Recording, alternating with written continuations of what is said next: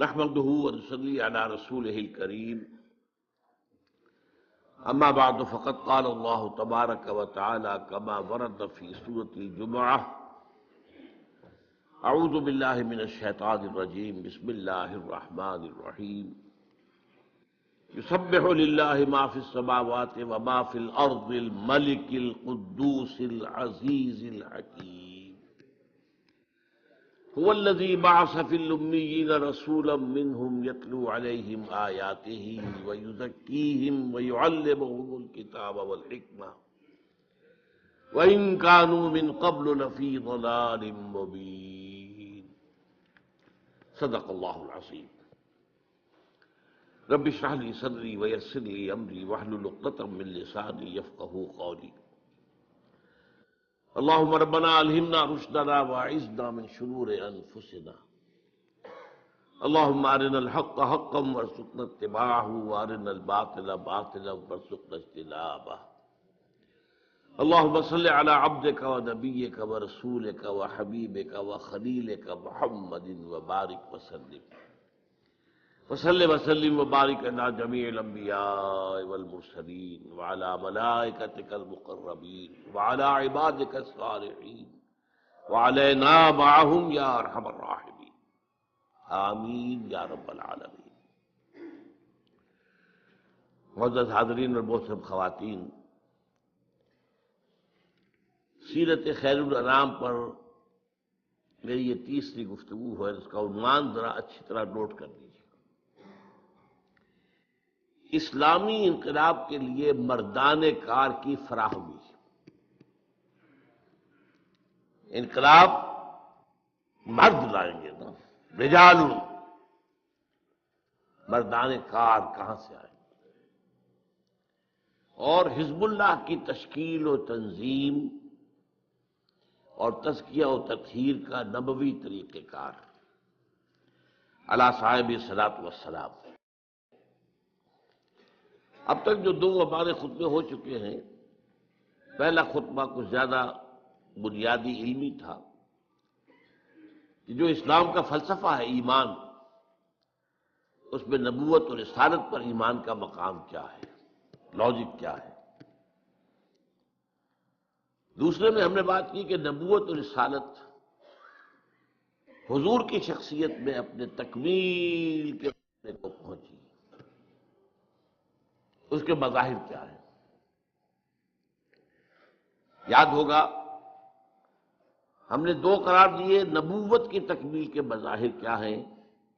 ہدایت آپ پر کامل ہو گئی قرآن کی شکل میں، چلی تو ہے آدم سے، فَإِمَّا يَأْتِيَنَّكُم مِّنِّي هُدًى، یہ ہزاروں سال یہ ہدایت جو ہے ارتقائی مراحل طے کر کے اپنے آخری اور تکمیلی درجے کو پہنچی قرآن میں، اور قرآن کی حفاظت کا ذمہ اللہ نے لے لیا۔ انسانی تمدن کہیں غاروں میں جو آگ رہا کرتے تھے انسان، وہاں سے چلتے چلتے چلتے چلتے ایمپائرز تک پہنچا، عظیم سلطنت۔ اس کے اعتبار سے دین حق وہ بھی ارتقا کرتے کرتے کرتے کرتے دین الحق مکمل ہوا محمد رسول اللہ صلی اللہ علیہ وسلم۔ چنانچہ سورہ مائدہ کے الفاظ جو ہے وہ ان دونوں کا احاطہ کرتے ہیں، الیوم اکملت لکم دینکم واتممت علیکم نعمتی۔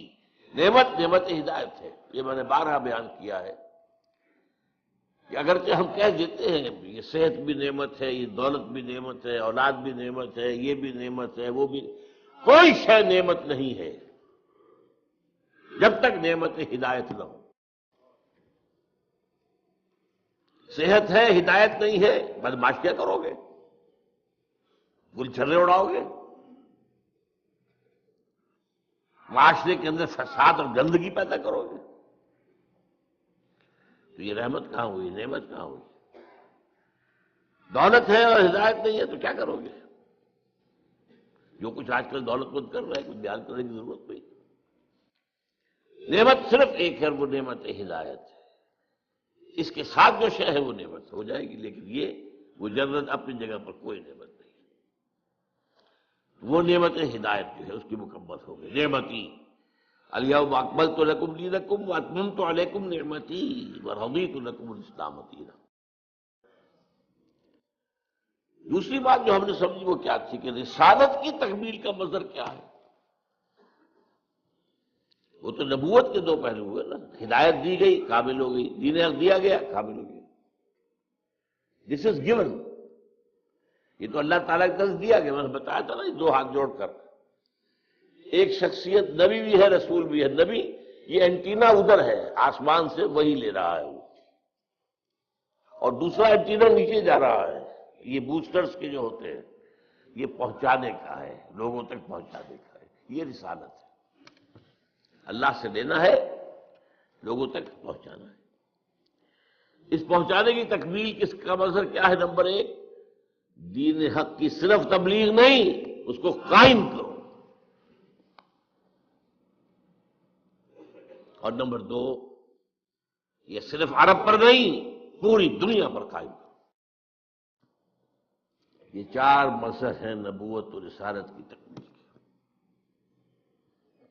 اب آج کا جو جملہ ہے سمجھیے، اس کا مطلب کیا ہے کہ نبی اکرم صلی اللہ علیہ وسلم کو اللہ نے جو رول اسائن کیا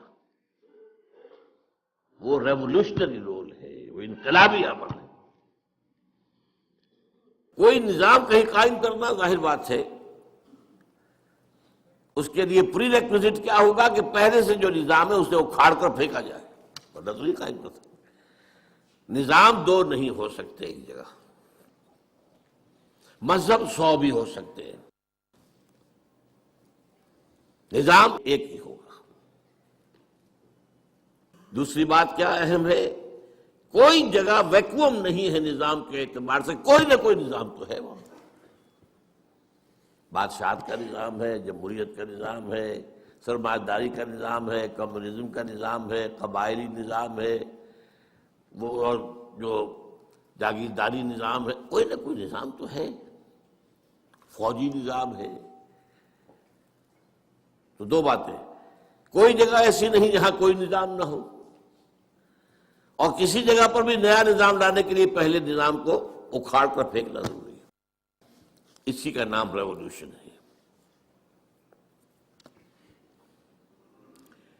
یہی وجہ ہے کہ حضور کے لیے قرآن میں 3 مرتبہ وہ الفاظ ہیں جو ہم پڑھ چکے ہیں، هو الذی ارسل رسولہ بالہدی ودین الحق لیظہرہ علی الدین کلہ.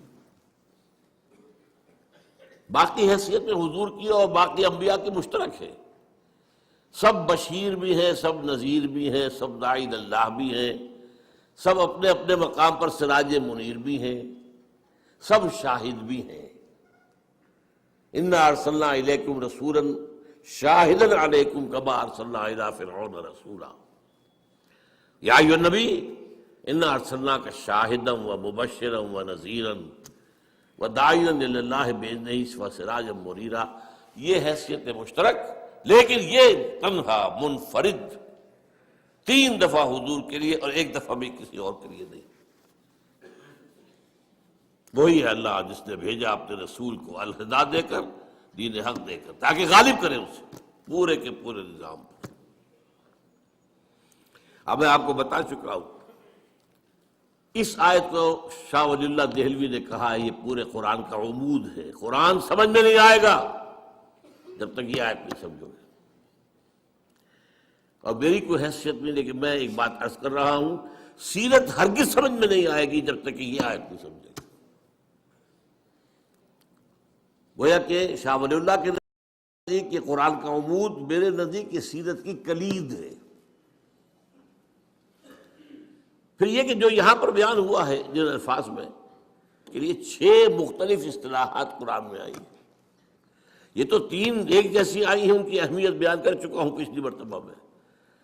ورنہ یہ مضمون وربک فکبر، اپنے رب کی کبریائی کا اعلان کرو، قائم کرو کبریائی. انا اقیم الدین، دین کو قائم کرو. ویکون الدین کلہ للہ، پورا کا پورا اللہ کے لیے ہونا چاہیے. لتکون کلمۃ اللہ العلیٰ، یہ حدیث میں ہے. تو یہاں بہت سے انداز میں بات سمجھائی گئی ہے، اور افسوس یہ ہوتا ہے جب یہ میں سوچتا ہوں یہی وہ شے ہے جو امت بھول گئی، قطعاً بھول گئی، بالکل بھول گئی۔ نماز روزہ یاد ہے، نماز و روزہ و قربانی و حج یہ سب باقی ہیں، تو باقی نہیں ہے، تکبیر رب نہیں۔ اب آئیے اس بات پر، انقلاب کسے کہتے ہیں؟ It's very important. دیکھیے ویسے تو یہ انقلاب کا لفظ کسی بھی شے کے ساتھ لگا دیں، علمی انقلاب، صنعتی انقلاب، اسی طریقے سے کلچرل ریولوشن، بے شمار۔ لیکن اصل میں انقلاب جس سے کہ ہم بحث کر رہے ہیں، اور جو کہ پولیٹیکل سائنس میں انقلاب کہلاتا ہے، وہ کیا ہے؟ انسان کی اجتماعی زندگی کے 3 پہلوؤں میں سے کم از کم کسی ایک میں بنیادی تبدیلی۔ انقلاب کے لفظی معنی تبدیلی، لیکن انسان کی اجتماعی زندگی کے 3 پہلو، اب یہ سمجھیے 3 پہلو کون سے؟ اجتماعی زندگی کا ایک رخ کیا ہے؟ سیاسی، دوسرا کیا ہے؟ معاشی، تیسرا کیا ہے؟ سماجی، معاشرتی۔ تو کم سے کم ایک میں کوئی بنیادی تبدیلی، اسینشل چینج، بیسک چینج جب آئے گی تو وہ انقلاب کہلائے گا۔ اب اس کے برعکس میں مثال دے رہا ہوں آپ کو، مذہبی تبدیلی کو کوئی انقلاب نہیں کہتا۔ انسانی تاریخ کا بہت اہم واقعہ ہے، آپ اندازہ کیجئے، اس کی کوئی مثال ہی نہیں ہے۔ The whole Roman empire converted to Christianity in the year 324 AD. emperor عیسائی ہوا، پوری سلطنت عیسائی، لیکن اسے کبھی آپ نے پڑھا ہے رومن ریولوشن؟ نہیں۔ مذہب بدلا ہے، نظام تو وہی رہا، وہی بادشاہ جو کا تو جیسے پہلے بیٹھا ہوا تھا ایمپرر، ویسے اب بھی بیٹھا ہوا، لہذا اسے کسی نے آج تک انقلاب نہیں کہا، حالانکہ اتنی بڑی تبدیلی آپ اندازہ کیجیے، یہ کوئی چھوٹی موٹی مملکت نہیں تھی۔ The greatest empire the world has ever seen, the Roman empire, لیکن اسے کوئی بھی انقلاب نہیں کہتا۔ ہاں، انقلاب کا نام فرانس، کوئی 250-250 سال پہلے جو آیا تھا، انقلاب فرانس، سیاسی ڈھانچہ بدل گیا، بادشاہ ختم، جمہوریت کا آغاز۔ انقلاب بولشوک ریولوشن رشیا کا 1917 کا، سرمایہ داری ختم اور کمیونزم آ گیا۔ تیسرا انقلاب ایران کا بھی ہے کہ بادشاہت ختم ہوئی، سیاسی نظام تو بدلا ہے۔ لیکن اس پس منظر میں دیکھیے گا، ان دس کانٹیکسٹ، تاریخ انسانی کا عظیم ترین، گمبھیر ترین، جامع ترین، most profound revolution, it was the revolution of Muhammad صلی اللہ علیہ وسلم۔ All the 3 aspects changed, and even individuals changed. افراد کا ظاہر بدل گیا، باطن بدل گیا، نظریات بدل گئے، خیالات بدل گئے، ویلیوز بدل گئی، اقدار بدل گئی۔ بلکہ میں یہ کہہ رہا ہوں، سوچئے، یہاں ڈھونڈیے، مائکروسکوپ لگائیے، کوئی شے رہ گئی اپنی پچھلی حالت پر؟ Nothing, everything change. تو تاریخ انسانی کا عظیم ترین، گمبھیر ترین، ہمہ گیر ترین، جامع ترین، موسٹ پروفاؤنڈ ریولوشن تھا، وہ ہے جو نے برپا کی۔ یہ حقائق ہے، اور ان کی گواہی میں آپ کے سامنے پیش کر رہا ہوں، اور جو عربی کا ایک مقولہ ہے اس کو پیش کر کے پہلے، الفضل ما شہدت بہ الاعداء، فضیلت اصل وہ ہوتی ہے جس کا اقرار دشمن کرے۔ ہاں بھائی، یہ بات تو ماننی پڑے گی، ہے میرا دشمن، لیکن یہ اس کی بات میں مانتا ہوں کہ اس کے اندر یہ چیز خوبی ہے. وہ بات ہوئی نا، دوست کی نگاہ میں تو ہر شے خوبی ہی خوبی ہے، عقیدت مند کی نگاہ میں تو ہر شے حسن ہی حسن ہے. تو الفضل ما شہدت بہل اعداء، عدو کی جمع اعداء. اصل فضیلت وہ ہے جس کی گواہی دشمن دے. اب میں صرف 3 گواہیاں دوں گا، ایک مشرق، ایک مغرب، ایک درمیان. یہی شہر لاہور آج سے 90 سال ان 1920 ایم این رائے لیکچر دیا اس نے. یہاں ایک ہوتا تھا ہال، بریڈلا ہال. جب ہم پڑھتے تھے میڈیکل کالج میں اس وقت تک تو کوئی اس کے آثار واثار کھنڈرات باقی تھے. یہ بھاٹی کے باہر تھا جہاں بعد میں پھر مچھلی کا بازار بنا، منڈی بنی. بریڈلا ہال 1920 میں لیکچر دیا ایم این رائے نے، ہسٹوریکل رول آف اسلام. اور اس نے کہا تاریخ انسانی کا عظیم ترین انقلاب وہ تھا جو محمد نے برپا کیا. And who is this fellow M N Roy? Personal friend of Lenin, member of the communist international, کمیونسٹوں کی تنظیم کی جو highest controlling body, the communist international, اس کا رکن تھا. یہ جانتا تھا کہ انقلاب کہتے کسے، انقلاب کے رائٹرز میں سے گزرا ہوا شخص تھا ایم این رائے. اور ایک وقت میں افغانستان میں عبوری حکومت قائم کی تھی ہندوستانیوں نے انگریز کے خلاف. عبوری، اس کا صدر تھا یہ ایم این رائے، راجا مہندر ناتھ رائے، بنگالی.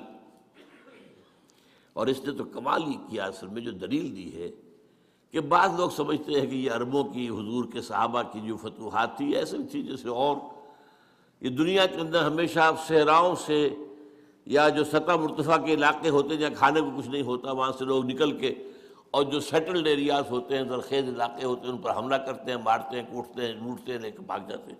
یہ اس نوعیت کی بات نہیں تھی، یہ اٹیلا والی بات نہیں تھی، یہ ہنو والی بات نہیں تھی، یہ منگول والی بات نہیں تھی، یہ تاتاریوں والی بات نہیں تھی.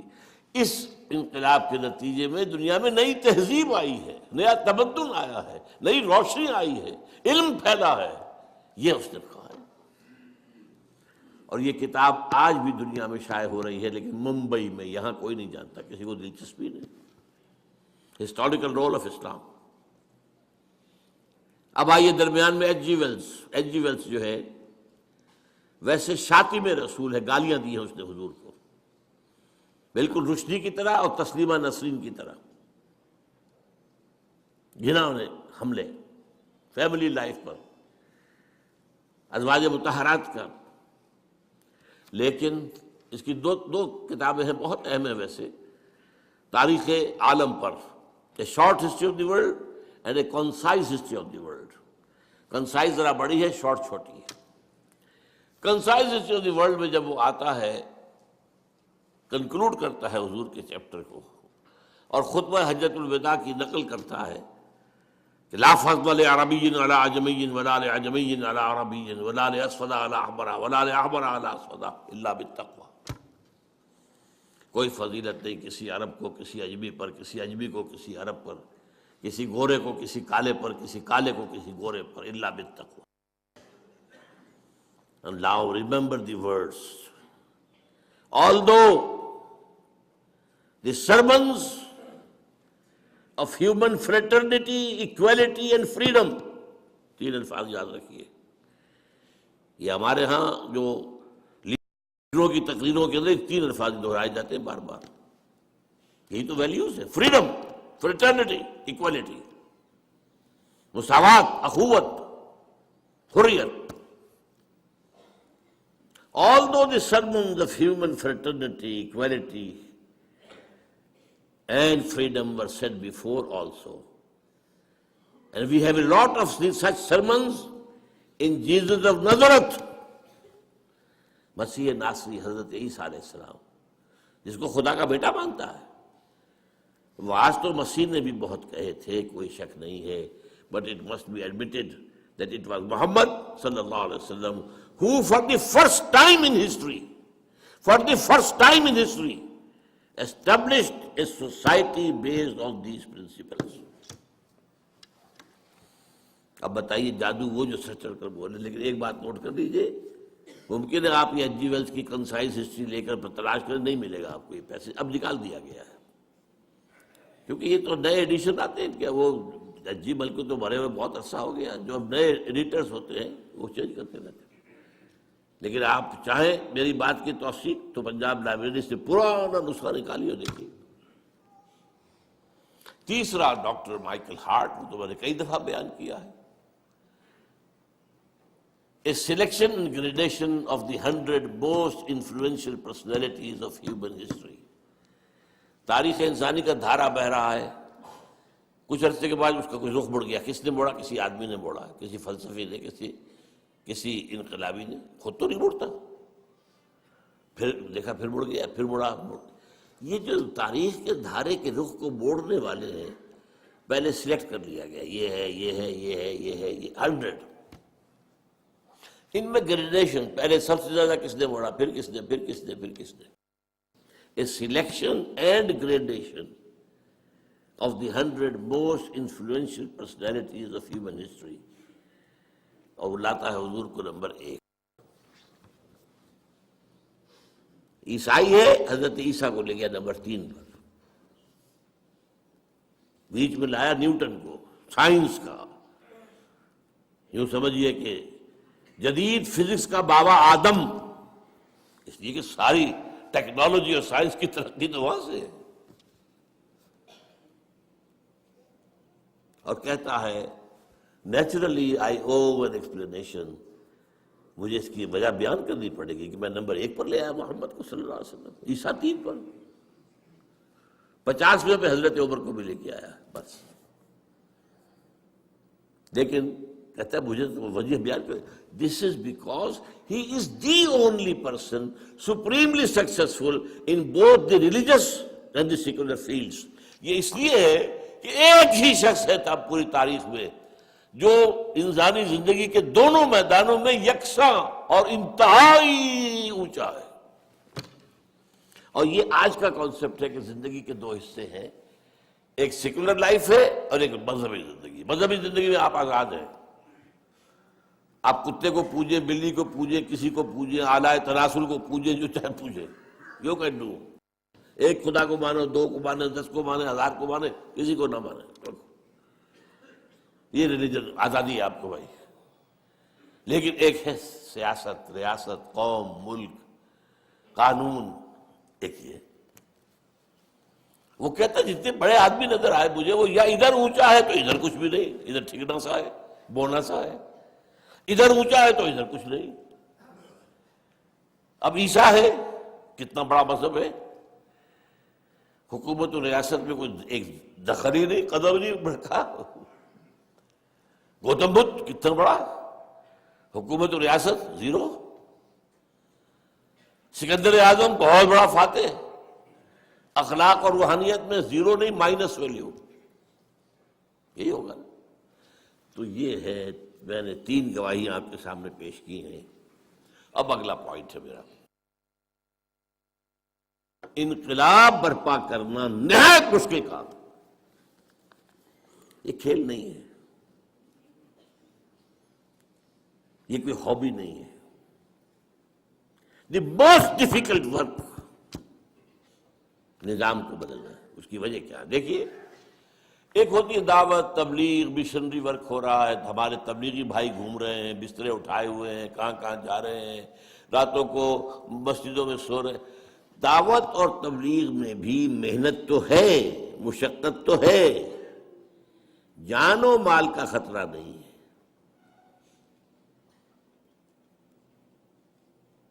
سمجھ لے بات. زیادہ نہیں ہے, کوئی گالی دے دے گا, کوئی پاگل کہہ دے گا, بس. جان اور مال, جس کو ہو جان و دل عزیز اس کی گلی میں جائے کیوں. تو محنت مشقت اپنی جگہ ہے, تکلیفیں اٹھاتے ہیں وہ, کیا اس میں کیا شک ہے. گھر پہ سونا اپنے پلنگ کے اوپر، اپنے بستر کے اوپر، اپنے گدے کے اوپر، اور جا کے مسجد میں کھردرے فرش کے اوپر سونا مشقت تو ہے. اور وہ مشنریز نے کیسی کیسی مشقتیں کی ہیں، کہاں کہاں گئے. افریقہ کے تنگ ترین جو تاریک ترین جو جنگلات ہیں، وہ تاش جو ہے کانگو کا ہو یا امیزن کا ہو، ساؤتھ امریکہ کا، گئے ہیں ہر جگہ. ہمارے یہاں جیکب آباد میں آئے ہیں. گرمی وہ جو جس کو کہا جائے کہ زمین پر جہنم جو ہو جاتا ہے گرمیوں میں. تو تکلیف، محنت، مشقت یہ تو ہوگی، کچھ ریزسٹنس بھی ہو جائے گی، لیکن جان و مال کا خطرہ نہیں. یہی معاملہ کسی علمی کام کا ہے، اسکالرلی ورک، وہ خطرہ نہیں ہے جان و مال کا.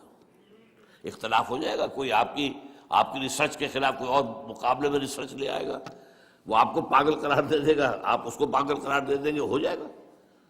علمی کام ہو، ریسرچ ورک ہو، تحقیق کا، اس میں بھی وہ اندیشہ نہیں ہے. لیکن انقلاب، وہاں جان و مال کا خطرہ ہے. کیوں؟ انقلاب کی زد پڑتی ہے جو ایگزسٹنگ سسٹم ہے، اس میں جو پاور بیسس ہیں، اس میں جو رولنگ کلاسز ہیں، اس میں جو ویسٹڈ انٹرسٹ ہے، اس میں جن لوگوں کو جو پریولیج کلاسز ہیں، ان کے مفادات میں زد پڑتی ہے. They are bound to resist. وہ تو کہیں گے نظام کوہنا کے پاس مانو یہ میرا مہارت انقلاب میں ہے، آؤ ختم کرو انہیں، مارو انہیں. یہ ہمارے نظام کو ختم کرنا چاہتے ہیں. ہمارے مفادات کا تقاضا سٹیٹس کو نظام رہے، اور یہ آئے نظام بدل گئے. یہی بات جان لیجیے، یہی وجہ ہے قرآن نے پہلے ہی قدم پر وَلَنَبْلُوَنَّكُمْ بِشَيْءٍ مِّنَ الْخَوْفِ وَالْجُوعِ وَنَقْصٍ مِّنَ الْأَمْوَالِ وَالْأَنفُسِ وَالثَّمَرَاتِ وَبَشِّرِ الصَّابِرِينَ الَّذِينَ إِذَا أَصَابَتْهُمْ مُصِيبَةٌ قَالُوا إِنَّا لِلَّهِ وَإِنَّا إِلَيْهِ رَاجِعُونَ. تیار رہو. اور ذرا سی جب وہ دور آیا تھا، کچھ گھبراہٹ ہوئی تو فرمایا ام حسبتم ان تدخلوا الجنہ ولما یاتکم مثل الذین خلوا من قبلکم مستهم الباساء والضراء وزلزلوا حتى يقول الرسول والذین آمنوا معه متى نصر اللہ الا ان نصر اللہ قریب. تو انقلاب برپا کرنا مشکل ترین کام ہے. سیدھی طرح عقلی طور پر، منطقی طور پر سمجھ لیجیے. You have to face the heavy odds. اچھا، اب میں آ رہا ہوں انقلابی عمل کے مراحل. اس سے پہلے میں بیان کر چکا ہوں، آج سے 25 سال پہلے منہج انقلاب نبی میری کتاب ہے، اور بہت اللہ کا میں شکر ادا کیا کرتا ہوں کہ جس طریقے سے اس نے سیرت کو مجھ پر کھولا ہے. کلید اس لیے میں نے کہا، کلید، سیرت کی کلید، اسے آپ فلسفہ سیرت بھی کہہ سکتے ہیں. میں نے 6 مراحل میں بیان کیا ہے انقلاب کسی ایک جگہ پر. 7واں مرحلہ وہ آئے گا انقلاب کی تکمیل کے بعد، تصدیر الانقلاب، انقلاب اب باہر ایکسپورٹ کرنا. اس لیے کہ انقلاب کا خاصہ یہ ہے کہ وہ کسی ایک ملک میں نہیں رہ سکتا اگر انقلاب ہے. And this is the litmus test کہ کوئی شاید انقلاب ہے یا نہیں ہے. اس کا لٹمس ٹیسٹ یہی ہے کہ یہ آگے پھیلا یا وہیں کا وہیں رہ گیا. Here the Iranian revolution has failed badly. لیکن ظاہر ہے کہ ایک بات میں حضور کے انقلاب کے بارے میں ابھی یہاں کہہ دوں. ایک تو وہی الفاظ نوٹ کر لیجیے، آپ کا انقلاب جامع ترین، گمبھیر ترین، ہمگیر ترین، موسٹ پروفاؤنڈ، آل انکلوسو. اور دوسری بات جو ہے جس کی کوئی مثال ہی نہیں ہے، اس سارے انقلابی عمل کی قیادت آپ نے بنفس نفیس فرمائی. وہی شخص جو مکے کی گلیوں میں ایک مبلغ کی حیثیت سے گھوم رہا ہے، تبلیغ کر رہا ہے، لوگوں سے بات کر رہا ہے، لوگ گھروں میں جا کے بات کر رہا ہے۔ رب انی دعوت قومی لیلا و نہارا فلم یزدہم دعائی الا فرارا۔ وہی بدر اور احد کے اندر فوج کو کمانڈ کر رہا ہے، یہ کہیں نہیں ہے۔ باقی دنیا کے انقلاب جو آئے وہ کئی نسلوں میں آئے، کسی نے فکر دیا، کسی نے میدان میں لیڈ کیا۔ والٹیر اور روسو جمہوری انقلاب جو تھا اس کا فرانس کا، میدان میں ان کا کوئی رول ہی نہیں، دیور ڈیسک ورکرز، لکھتے تھے بس بیٹھ کے۔ Marx and Engels desk workers, کتاب لکھ دی ڈاس کے بیٹھا۔ انقلاب تو نہ جرمنی میں آیا نہ انگلینڈ میں آیا، کتاب وہاں لکھی گئی تھی، کچھ جرمنی میں لکھی تھی، کچھ جا کے انگلستان میں لندن میں مکمل کی۔ انقلاب آیا روس میں۔ لہذا انقلابی عمل اگر معلوم کرنا ہو، واحد source, this only source of a true revolutionary process is the سیرہ آف محمد صلی اللہ علیہ وسلم۔ سارے مراحل موجود ہیں۔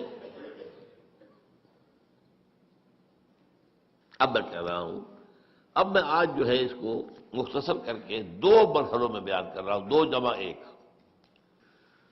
2 انقلاب برپا کرنے کا مراحل اور ایک پھر اس کا ایکسپورٹ ہونا۔ اقبال کے 2 شعر میں نے بہت سنائے ہیں، آج پھر سن لیجیے۔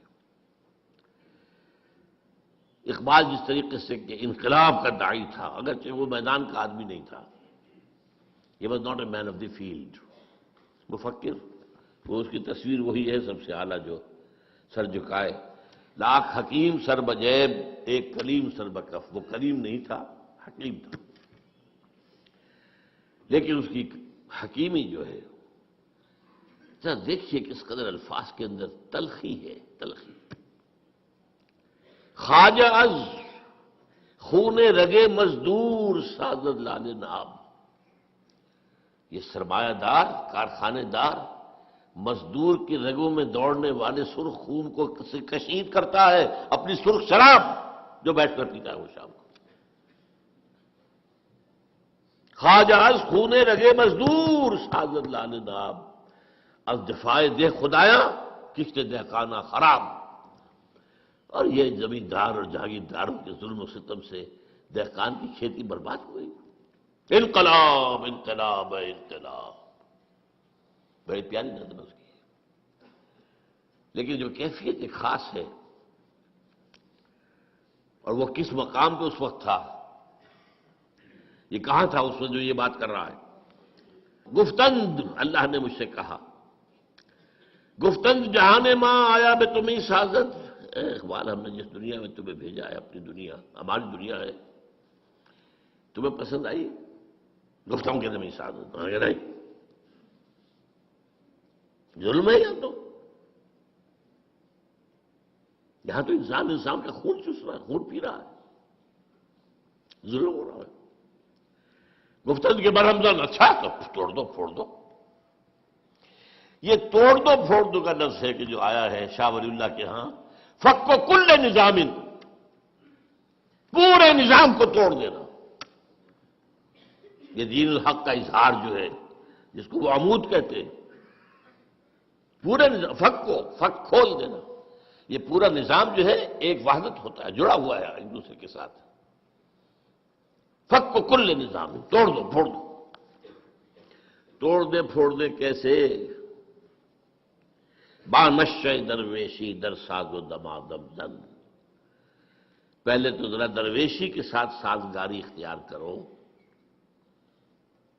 دعوت ہے، تبلیغ ہے، انذار ہے، تبشیر ہے، وعظ ہے، نصیحت ہے، اپیل ہے، دلیل ہے۔ کوئی پاگل کہہ دے سب کرو، کوئی کہہ دے شاعر ہے تو سب کرو، کوئی کہہ دے کہ یہ جھوٹ بول رہا ہے تو سب کرو، کسی کو جواب مت دو، تم پر پتھراؤ کیا جائے تو تم پھول پیش کرو، تمہیں گالیاں دی جائیں تو تم دعائیں دو۔ درویشی درویشی درویشی، یہ 12 برس حضور کے درویشی کے ہیں مکے کے۔ بانشہ درویشی در ساز و دمادم زن دمادم زن دمادم زن، لگے رہو لگے رہو لگے رہو لگے. کیوں پختہ شوی خود را بر سلطنت جم زن، جب تیار ہو جاؤ تو پھر اپنے آپ کو سلطنت جم پر دے مارو، ٹکرا دو. تو دو مرحلے ہیں. پہلے مرحلے کا نام ہے ایک جماعت کی تیاری، اے ٹرولی ریولیوشنری پارٹی، جو اسلامک کانٹیکس میں کہلائے گی حزب اللہ، اللہ کی پارٹی. اور دوسرے کانٹیکس، دوسرے تصادم، ٹکرا دو. اب میں پہلا مرحلہ لے رہا ہوں آج، جو میرا آج کا اصل موضوع ہے. میں نے کہا تھا نا، عنوان کیا تھا؟ مردان کار کی فراہمی اور حزب اللہ کی تشکیل و تنظیم و تزکیہ و تطہیر کا نبوی طریقہ کار. دیکھیے، پھر میں لفظ استعمال کر رہا ہوں، جماعت سازی خاص طور پر نظریات کی بنیاد پر مشکل ترین کام ہے دنیا کا. قومی سطح پر جماعت بنا لینا بہت آسان کام ہے، سیاسی سطح پر جماعت بنا لینا بہت آسان کام ہے، رفاہی کام کے لیے جماعت بنا لینا بہت آسان کام ہے، علمی کام کے لیے جماعت بنا لینا بہت آسان کام ہے. لیکن نظریاتی سطح پر انقلاب کے لیے جماعت بنانا، اس سے زیادہ مشکل کام کوئی نہیں. یہ مشکل اس کے اندر دو طرح کی آتی ہے. لوگوں کی مزاج مختلف، ذوق مختلف، ذہنی سطح مختلف، سمجھ کا اور فہم کی گہرائی مختلف. ان سب کو جوڑنا، ایک حیوانوں کا غلہ ہو. آپ نے دیکھا ہوگا پٹھان لوگ جو ہے کاغان واغان سے، ضلع غازی خان سے کئی 100 بھیڑوں بکریوں کا غلہ چلا آ رہا ہے. ایک کتا ہوتا ہے ساتھ، ایک جو لے کے چل رہا لاٹھی اس کے ہاتھ میں ہے، اور ایک کتا، وہ کتا ادھر سے ذرا ادھر گزری، ادھر گیا ادھر، سب ٹھیک رہتا. یہ انسانوں کا غلہ جو ہے بنانا، ان میں سے تو ہر ایک جو ہے سقراط مقراط ہے. ہر ایک کا اپنا فہم ہے، اپنی سوچ ہے، اپنے نظریات ہیں. اور دوسری بات جو اس سے بھی مشکل ہے، ہر ایک کے اندر کوئی سچی یا جھوٹی خودی ہے. سچی بھی ہو سکتی ہے اور خامخواہ فن خواہ بنے ہوئے بھی ہوتے ہیں. یہ بڑا پیارا شعر سنا رہا ہوں آپ کو. بقدر پیمانہ تخیل سرور ہر شے میں ہے خودی کا. ہر چیز میں، میری خودی، میرا خیال، میرا نظریہ. جناب میرا نظریہ یہ ہے، بقدر پیمانہ تخیل سرور، سرور ہے، یہ نشہ ہے. سرور ہر شے میں ہے خودی کا، اگر نہ ہو یہ فریب پہم تو دم نکل جائے آدمی کا. اگر یہ فریب جو ہمیں ہے، میں اور میں میرا، تو آدمی زندہ نہیں رہے گا. بہرحال یہ وہ رکاوٹیں ہیں جن کو آپ کو سرپاس کر کے، کراس کر کے انقلابی جماعت بنانی ہے. انقلابی جماعت کے لوازم کیا ہے؟ 5 دن لیجیے. نمبر 1، کامل نظریاتی ہم آہنگی. نمبر 1،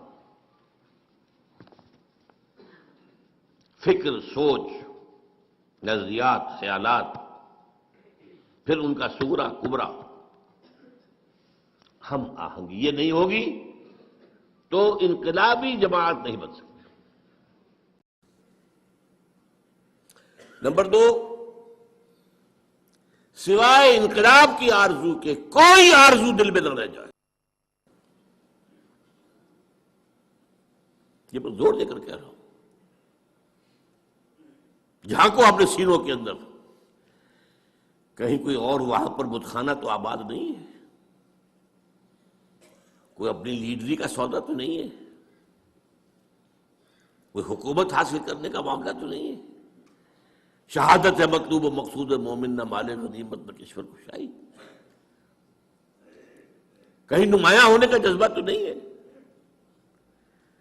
کہیں شہرت کے حصول کی آرزو تو نہیں ہے. سینے اور دل کا ہر آرزو سے پاک ہو جانا بہت مشکل کام ہے، بہت مشکل کام ہے. یہ محمد نے کیا ہے صلی اللہ علیہ وسلم. اب حضرت علی کا واقعہ جو آپ نے سنا ہے، کافر سے مقابلہ ہوا ہے، کافر کو زیر کر لیا ہے، اس کے سینے پر سوار ہیں، خنجر بھونکنے والے ہیں، وہ منہ پر تھوک دیتا تو چھوڑ کر کھڑے ہو گئے. حیران ہے وہ. I have added insult to injury. یہ کیا ہوا؟ فرمایا میری تم سے کوئی جنگ نہیں ہے، ذاتی نہیں ہے، میں اللہ کے لیے مار رہا تھا تمہیں. اب تم نے میرے منہ پر تھوکا ہے، میرے اندر انتقامی جذبہ بھی پیدا ہو گیا ہے. اب میں تمہیں اگر قتل کروں گا تو خالصتاً للہ نہیں ہوگا قتل. جنگ کی حالت میں جہاں تو یہ ہے کہ یا مرو یا مارو، ایک لمحے کا ادھر سے ادھر ہو جانا، یا ادھر یا ادھر. لیکن یہ انٹراسپیکشن، اپنے اندر جھانکنا، اس وقت بھی، اس حال میں بھی اپنی نیت کو پیش نظر رکھنا. نمبر 3، انقلاب کے لیے تن من دھن، یہاں تک کہ جان دینے کے لیے آمادگی ہی نہیں، انتہائی شوق. شہادت ہے مطلوب و مقصود مومن، نہ مال غنیمت نہ کشور کشائی. وہ جو فرمایا گیا من المؤمنین رجال صدقوا ما عاهدوا الله علیہ فمنهم من قضى نحبه ومنهم من ينتظر وما بدلوا تبدیلا. ذرا دل میں جھانک کر دیکھنا چاہیے ہے وہاں یا نہیں. اگر نہیں ہے تو ابھی آپ آئے نہیں، مقام پر پہنچے نہیں ہیں. آپ سمجھ رہے ہوں گے کہ میں بڑا انقلابی کارکن ہوں. نمبر 4، نظم کی پابندی کے لیے اپنی انا اس کو کچل دینا. لسن اینڈ اوبے، سم و طاعت. اور 5ویں، انتہائی مضبوط نظریاتی عصبیت، یعنی جذباتی وابستگی. یہ میرا بھائی ہے، یہ انقلابی کارکن ہے، میرا حقیقی بھائی ادھر ہے، یہ ہے میرا بھائی. یہ عصبیت، نظریاتی عصبیت. یہ 5 جب تک، جس کو کہ آپ کو معلوم ہے کمیونسٹ میں کیا کہتے ہیں، کامریڈ. یہ کامریڈ کا رشتہ جو ہے یہ بھائی بہن کے رشتے سے صرف بہت اونچا. اگر نہ ہو تو انقلاب برپا نہیں ہوگا. These are the 5 prerequisites. ہدف، یہ لوازم پیدا کرنے ہوں گے کسی انقلابی جماعت کے اندر. اب اس میں ذرا اس خاکے میں تھوڑا سا رنگ بھر دوں دینی. نظریاتی ہم آہنگی کا مطلب توحید پر یقین کامل. اسلامی انقلاب کا نظریہ جو ہے، انقلابی نظریہ، وہ توحید ہے. لیکن توحید جسے آپ توحید سمجھتے ہیں وہ توحید نہیں. آپ کی توحید ایک عقیدہ ہے، اور حقیقی توحید ایک انقلابی نظریہ ہے. اس کے 3 اسپیکٹس ہیں. وہ جو میں نے کہا تھا، انقلابی نظریہ وہ ہے جو ایگزسٹنگ کلیکٹو سسٹم کے جو مختلف جڑیں ہیں ان کے جڑوں کے اوپر تیشہ بن کر گرے. سیاسی سطح پر ان الحکم الا للہ، حاکمیت فقط اللہ کی. انسانی حاکمیت کفر، شرک، بدترین شرک، بدترین کفر، چاہے انڈیویجول ہو اور چاہے کلیکٹیو ہو. سروری زیبا فقط اس ذات بے ہمتا کو ہے، حکمراں ہے ایک وہی، باقی بتانے آزری. یہ سیاست ہے. معیشت، ملکیت کا حق، ملکیت تامہ، ملکیت کاملہ صرف اس کا ہے. جو کچھ ہے اس کی ملکیت ہے، تمہاری نہیں ہے، تمہارے پاس امانت ہے. حاکمیت اللہ کے لیے، تمہارے لیے خلافت. ملکیت اللہ کے لیے، تمہارے لیے امانت. این امانت چند روزہ نزد ماست، در حقیقت مالک ہر شے خداست. یہ تو شیخ سعدی کہہ گئے، کتنے پہلے کہہ گئے. بندہ مومن امین، حق مالک است. اقبال کہتا امین. یہ جو حضرت شعیب کی قوم نے کہا تھا، اے شعیب تمہیں کیا ہو گیا، یہ تمہاری نماز جو ہے ہمیں روکتی ہے. ان نفعل فی اموالنا ما نشاء، ہمارا مال ہم جو چاہے کریں. Who are you؟ یہ کرو، یہ نہ کرو، یہ غلط ہے اور یہ صحیح ہے. اموالنا ہمارا مال ہے. ان نفعل فی اموالنا ما نشاء، یہ آج کا کیپٹلزم ہے. مال، کیپٹل. میں نے تو کسی کی خوشامد نہیں کی، آ کر سود کے اوپر قرض مجھ سے لے، وہ خود آیا تھا لینے. لیکن نہیں، آپ اپنے مال کے اندر تصرف نہیں کر سکتے اس انداز سے جس کو اللہ نے حرام کیا. اور سماجی سطح پر اگرچہ سب سے ہلکا معاملہ ہے، سب سے بڑی شے جو ہوتی ہے مخالفت میں وہ سیاست اور معیشت کا معاملہ ہوتا ہے. لیکن سماجی سطح پر توحید کا تقاضا کیا ہے؟ By birth all human beings are absolutely equal. No one is superior, no one is inferior. یہاں تک کہ یہ بھی نہیں کہ مرد سپیریئر ہے اور عورت انفیریئر، نہیں. ایک ہی باپ کے نطفے سے بیٹا بھی ہے، بیٹی بھی ہے. ایک ہی ماں کے رحم میں بیٹا بھی پلا ہے، بیٹی بھی. اللہ کیسے ہو جائے گا؟ وہ ہے انتظامی معاملہ ہے. ایک مرد ایک عورت ایک خاندان کی بنیاد ڈالتے ہیں تو ایک ادارے میں تو ایک اپر ہینڈ ہوگا، ایک کا. کسی بھی انسٹیٹیوشن کے دو ہیڈ نہیں ہو سکتے برابر کے اختیار رکھنے والے. مینیجنگ ڈائریکٹر ایک ہوگا، ڈائریکٹر 100 بنا لیں آپ. پرائم منسٹر ایک ہوگا، منسٹر 100 بنا لیں. وہ الگ بات ہے. وہ تو ظاہر بات ہے کہ ایک بڑا افسر ہے، ایک اس کے دروازے پر کھڑا ہوا دربان ہے. As human beings they are equal, لیکن اپنی اس حیثیت میں وہ ایکول نہیں. یہ انتظامی معاملہ، ورنہ تمام انسان پیدائشی طور پر برابر ہیں. جو بھی ان کے اندر فرق ہے وہ ایکوائرڈ کریکٹرز کی وجہ سے ہوگا. کسی نے علم زیادہ حاصل کیا، زیادہ عزت ہونی چاہیے. کوئی خادم خلق زیادہ ہے، اس کی زیادہ عزت ہونی چاہیے. کوئی تقویٰ کے اندر، دین کے اندر آگے نکل کے اس کی عزت زیادہ ہونی چاہیے. الا بالتقویٰ. ہم نے پیدا کیا انسان کو ایک مرد ایک عورت سے. یا ایھا الناس انا خلقناکم من ذکر و انثی وجعلناکم شعوبا وقبائل لتعارفوا ان اکرمکم عند اللہ اتقاکم. اس کا آپ اندازہ نہیں کر سکتے اس ایک بات کے اوپر کتنی بڑی جنگ لڑنی پڑی تھی امریکنوں کو. Civil war. وہ کالے غلاموں کو آزاد کرنے کو تیار نہیں تھے ساؤدرن اسٹیٹس. آج بھی کتنی بڑی لعنت ہے ہندوستان کے اندر، کاسٹ سسٹم. یہ پیدائشی شودر ہے، میں پیدائشی براہمن ہوں، وہی سی he can't sit with me. حکومت نے ایڑی چوٹی کا زور لگا لیا ہے، لیکن ذرا وہ سیٹیں فکس کرتے ہیں دلت کے لیے اور وہ جا کے ان کی بستیاں جلا دیتے ہیں. جتنے فسادات ہندو مسلم فسادات وہاں ہوتے ہیں اس سے کہیں زیادہ ہائی کاسٹ ہندو، لو کاسٹ ہندو کا ہوتا ہے.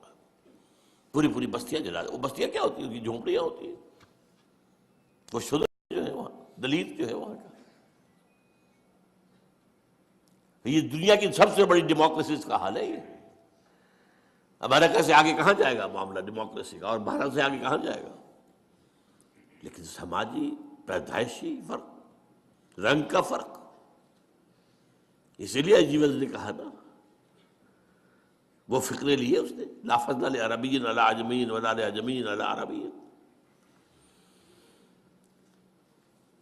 واحد مطلوب و مقصود کیا ہو،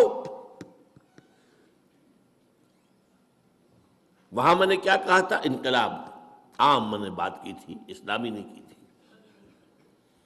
اس میں اسلامی رنگ کیا ہے؟ واحد مقصود و مطلوب اللہ کی رضا، آخرت کی فلاح، بس۔ ناٹ ایون ریولوشن، ریولوشن مقصود و مطلوب نہیں ہے، نصب العین نہیں ہے، وہ ہماری زندگی کے اندر جو فرائض ہیں ان میں شامل ہے کہ اس کی جد و جہد کریں۔ نصب العین اللہ راضی ہو جائے اور آخرت کی فلاح، جہنم سے چھٹکارا مل جائے۔ اور شہادت ہے مطلوب و مقصود مومن نہ مال غنیمت نہ کسوت کشائی۔ من المؤمنین رجال صدقوا ما عاهدوا اللہ علیہ فمنهم من قضى نحبہ ومنهم من ينتظر۔ وہ لوگ جو ہیں کچھ ہیں جو اپنی نظر گزار چکے، اپنی جان اللہ کی راہ میں دے چکے، سرخرو ہو چکے، وہ تو جنتوں میں ہیں، یستبشرون، خوشیاں منا رہے ہیں، اور باقی منتظر ہے کب ہماری باری ہے، منتظر ہے، وما بدلوا تبدیلا۔ وہ جلدی سے مجھے بچ گئے بڑی بات نہیں، منتظر ہے کب اللہ ہماری باری لے آئے۔ اور یہ گردن کا جو بوجھ ہے اوپر سے اتار کر ہم بھی اللہ کے یہاں سبکدوش ہو کر پہنچ جائیں، کندھے ہلکے ہو جائیں گے نا اگر یہ سری اوپر سے اوپر اتر جاتی ہے۔ اور پانچواں مواخات باہمی، میں اس کو خاص طور پر آج زور دینا چاہ رہا ہوں، بدقسمتی سے اس پر ہمارے ہاں توجہ کم ہوئی ہے۔ اس کے لیے دو مقامات میں نے منتخب کیے۔ سورہ فتح کی آخری دو آیات، هو الذی ارسل رسولہ بالہدی ودین الحق لیظہرہ علی الدین کلہ وکفی باللہ شہیدا، یہ تو وہی آیت آ گئی۔ اب آیا محمد الرسول اللہ والذین معہ، اللہ کے رسول محمد اور وہ جو ان کے ساتھ ہیں صحابہ کرام رضوان اللہ تعالی علیہم اجمعین، یہ مل کر جماعت بنتے ہیں نا۔ ان کی کیفیت کیا ہے؟ جس کو میں نے کہا تھا نا، عصبیت نظریاتی، یہ مسلمان ہے، یہ مومن ہے، یہ میرا بھائی ہے، یہ چاہے باپ ہے، نہیں، اس سے میرا کوئی رشتہ نہیں ہے۔ اشداء علی الکفار رحماء بینہم، وہ کافروں پر بہت سخت ہوتے ہیں، بھاری ہوتے ہیں، اور آپس میں بڑے رحیم، شفیق، مہربان۔ تراہم رکعا سجدا یبتغون فضلا من اللہ ورضوانا، تم دیکھتے ہو انہیں رکوع کرتے ہوئے، سجود کرتے ہوئے، اللہ کا فضل اور اس کی رضا کے متلاشی ہے۔ سیماہم فی وجوہہم من اثر السجود، ان کے چہروں میں سجدوں کی وجہ سے اس کے آثار، اس کے نتائج نظر آتے ہیں۔ ذالک مثلہم فی التوراۃ ومثلہم فی الانجیل، یہی مثال ان کی ہم نے دی تھی تورات میں بھی اور انجیل میں بھی۔ اب بڑی پیاری اس کا ٹکڑا آگے ہے، کزرع اخرج شطہ فآزرہ فاستغلظ فاستوى علی سوقہ، اس کھیتی کے مانند جس کو کسی کاشتکار نے بویا تھا نا، لیکن جب وہ کھیتی اپچی ہے، ابری ہے، ذرا لہلہانے لگی ہے، جس نے اپنی سوئی نکالی، پھر اس سے ذرا گاڑھا کیا، پھر وہ اپنے نال پر کھڑی ہو گئی، یعجب الزراع لیغیظ بہم الکفار، وہ جو کاشتکار تھا اس کو تو کوئی سبھی خوشیاں ہو رہی ہے، اس کا دل باغ باغ ہو رہا ہے میری محنت۔ وہ باغبان کون تھا؟ محمد صلی اللہ علیہ وسلم۔ اور صحابہ کی یہ کھیتی جب اپج رہی تھی تو ان کس کو سب سے بڑھ کر خوشی ہوئی؟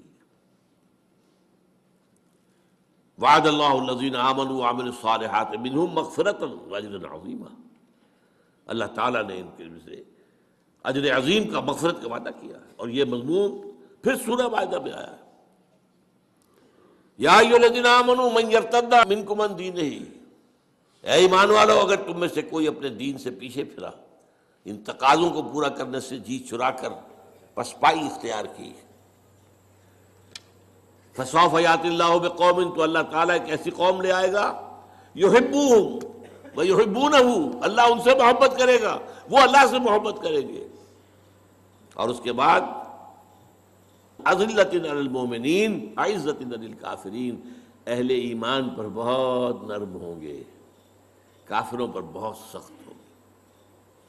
ہو حلقہ یاراں تو بریشم کی طرح نرم، اور رزم حق و باطل ہو تو فولاد ہے وہ۔ اس کے آخر میں فرمایا وَمَن يَتَوَلَّ اللَّهَ وَرَسُولَهُ وَالَّذِينَ آمَنُوا فَإِنَّ حِزْبَ اللَّهِ هُمُ الْغَالِبُونَ۔ جب تم اس معیار پر پورے اتر جاؤ گے کہ تمہاری ولایت، تمہارا دلی تعلق اللہ سے، رسول سے اور اہل ایمان سے ہوگا صرف، تو یہ حزب اللہ ہوگی، then you will qualify کہ تمہیں یہ خطاب دیا جائے، اور پھر اس حزب اللہ کے لیے اللہ کا وعدہ ہے کہ غالب ہو کر رہے۔ یہ 5 اسلامی انقلابی جماعت کے لوازم ہیں۔ اب آئیے قرآن کی طرف رجوع کرتے ہیں۔ فرد کی تبدیلی کے لیے قرآن کا پروگرام کیا ہے؟ اس لیے کہ ظاہر بات ہے انقلاب آئے گا جماعت سے، جماعت بنے گی افراد سے۔ اسٹارٹنگ پوائنٹ کیا ہے ہمارا؟ فرد۔ فرد کی تبدیلی کے لیے قرآن مجید میں 4 اصطلاحات 4 دفعہ آئی۔ پچھلی دفعہ یاد ہوگا میں نے کہا تھا کہ تکرار جو ہے کسی کلام کا حسن نہیں ہوتا، عام طور پر اسے عیب سمجھا جاتا۔ تکرار بھائی کوئی الفاظ بدل کے لاؤ، ایک پھول کا مضمون ہو تو 100 رنگ سے باندھو، میں بتا چکا ہوں۔ اظہار دین الحق کے لیے کتنی اصطلاحات آ گئی قرآن میں، 6-7 تو میں نے گنوا دی آج بھی۔ لیکن پھر بھی وہ 3 آیتیں جو کہ تو آئیں، هو الذی ارسل رسولہ بالہدی ودین الحق لیظہرہ علی الدین کلہ۔ لیکن کمال یہ ہے کہ وہاں پر کوئی بورڈم نہیں ہوتا ہے، وہ اللہ کا کلام ہے، یہ معجزہ ہے۔ تکرار کیوں ہے؟ کہ ان الفاظ کی اہمیت کو سمجھو اور اپنی مائکروسکوپ کو اس کے اوپر فکس کر دو۔ زیر ہر لفظ غالب چیدام میں خانہ ہے، یہ ایک لفظ کے اندر جو ہے جو کچھ پنہا ہے، پورا میخانہ پنہا ہے۔ گنجینہ معنی کا طلسم اس کو سمجھیو، جو لفظ کے غالب میرے اشعار میں آوے، وہ تعلی ہے غالب کی۔ قرآن کی شان یہ ہے جو لفظ آ رہا ہے گنجینہ معنی کا طلسم۔ اب حیران آپ ہوئیے، حضور کا مقصد بے شک 3 دفعہ، اس کے لیے افراد کی تیاری 4 دفعہ، 4 اصطلاحات قرآن میں 4 دفعہ آ رہی ہیں۔ آج ہم نے اس کے لیے آیتیں پڑھی ہیں۔ سب سے پہلے سورہ جمعہ، یسبح للہ ما فی السماوات و ما فی الارض الملک القدوس العزیز الحکیم۔ ایک بات نوٹ کر لیجیے، اکثر سورت آیتوں کے آخر میں اللہ کے 2 اسماء آتے ہیں، زیادہ نہیں۔ وَهُوَ الْغَفُورُ الرَّحِيمُ وَهُوَ الْخَبِيرُ الْعَلِيمُ، یہی ہے نا۔ وَهُوَ الْعَزِيزُ الْحَكِيمُ وَهُوَ السَّمِيعُ الْبَصِيرُ، دو۔ صرف قرآن مجید میں ایک صورت یہ ہے جہاں 4 اسماء آئے ہیں ایک آیت کے اندر، اور سورہ حشر ہے اس میں 8 آئے ہیں۔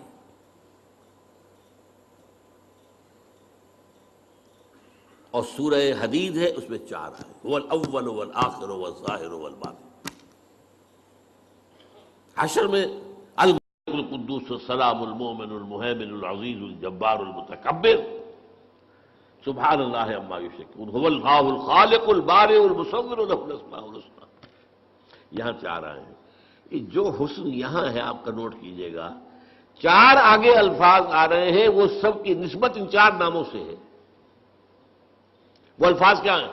یتلو علیہم آیاتہ، هو الذی بعث فی الامیین رسولا منہم۔ یہ 3 جگہ اور آئے ہیں، ابھی الفاظ وہ بعد میں آپ کو بتاؤں گا۔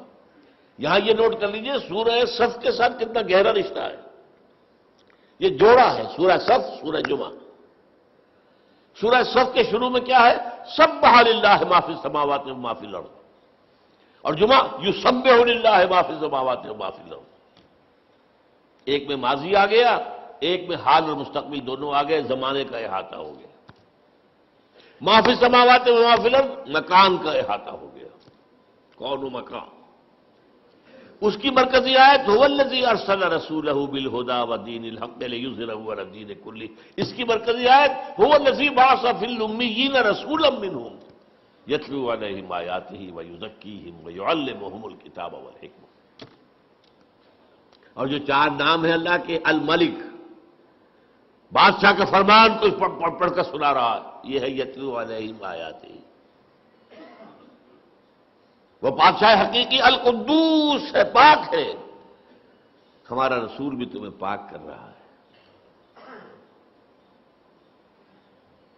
الملک القدوس عزیز الحکیم، عزیز ہے، زبردست ہے، اس کا قانون ہے جو تمہیں دیا جا رہا ہے، اور الحکیم ہے، تمہیں تعلیم حکمت بھی دی جا رہی ہے۔ یتلو علیہم آیاتہ، یہ الملک، ویزکیہم القدوس، یعلمہم الکتاب، یہ العزیز، والحکمہ الحکیم۔ ان چار الفاظ کا تعلق چار اسماء کا گویا کہ یہ سایہ ہے۔ اب نوٹ کیجئے، یہ الفاظ پہلے آئے سورہ بقرہ میں دو جگہ۔ پہلے 15ویں رکوع کے آخر میں حضرت ابراہیم اور اسماعیل کی دعا،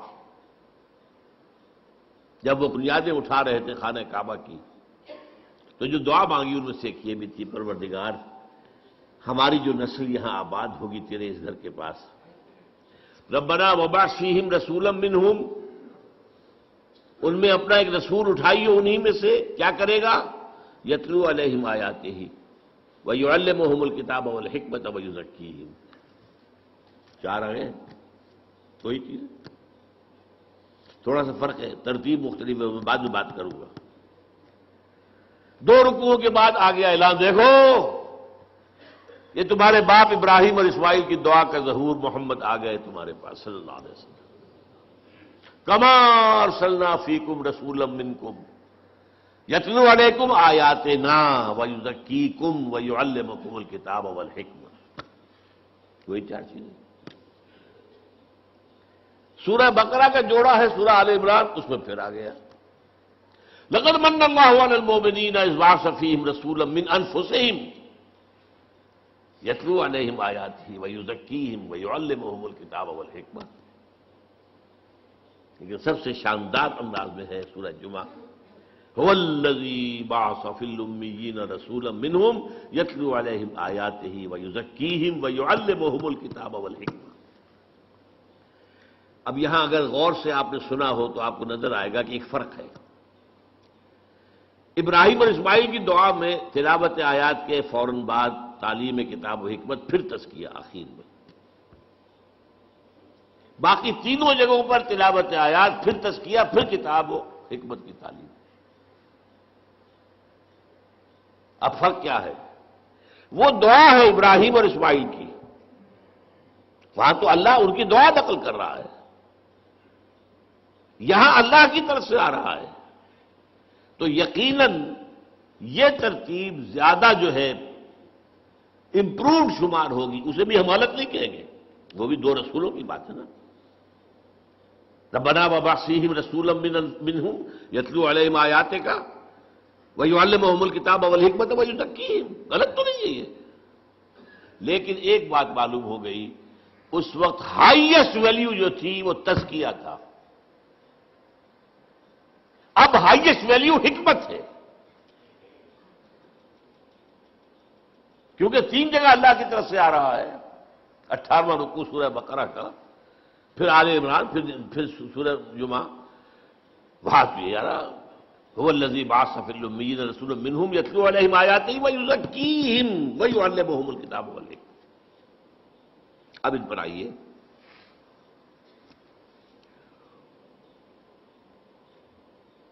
دیکھیے یہ چاروں اصطلاحات جو ہیں، ہم نے، ہمارے مفسرین نے ان کے اندر مغایرت پیدا کی ہے، یہ ایک ہی شے ہے، ان چاروں کا مرکز محور قرآن ہے۔ یتلو علیہم آیاتہ ہی، یہ تو سب کو معلوم ہو گیا کہ قرآن ہے، اس میں تو کوئی شک نہیں نا۔ یعلمہم الکتاب، کتاب قرآن ہے، اس میں کوئی شک نہیں۔ تزکیہ، یہ بھی قرآن سے علیحدہ شے نہیں ہے، اور حکمت، یہ بھی قرآن سے باہر کی شے نہیں ہے۔ ذالک مما اوحی الیک ربک من الحکمہ، اے نبی یہ ہے وہ چیزیں جو آپ کے رب نے آپ پر نازل کی ہیں وحی کی حکمت میں سے۔ حکمت قرآن میں بھی ہے، کتاب قرآن میں بھی ہے، کتاب سے مراد میں بعد میں تفصیل سے بیان کروں گا، قانون ہے، لیکن حدیث نبی کے اندر بھی ہے۔ حکمت قرآن میں بھی ہے اور حدیث میں بھی ہے۔ اور تزکیے کے بارے میں جان لیجئے، ایکسکلوسیولی تزکیہ قرآن کا نام ہے۔ اب آئیے، یعنی یہاں ذرا حالی کا وہ شعر آپ یاد کر لیں کہ حضور کا اعلی انقلاب قرآن، لوگوں کو بدلنے کا ذریعہ قرآن، اتر کر ہرا سے سوئے قوم آیا اور ایک نسخہ کیمیا ساتھ آیا۔ پہلی چیز کیا ہے؟ تلاوت آیات، قرآن پڑھ پڑھ کر سناؤ، قرآن پڑھ پڑھ کر سناؤ، قرآن پڑھ پڑھ کر سناؤ۔ یہ یاد رکھیے، حضور نے کبھی کوئی لمبی تقریر نہیں کی، کبھی کوئی اپنا فلسفہ بیان نہیں کیا، کبھی کوئی آپ نے اپنا وعظ نہیں کہا، بہت کم، شاذ، جہاں گئے قرآن سنا ہے۔ کوئی باہر سے آیا ہے قرآن سنایا ہے، کہیں خود گئے ہیں قرآن سنایا ہے۔ دس از دی اسٹارٹنگ پوائنٹ۔ اور یہ کیوں ہے ایسا؟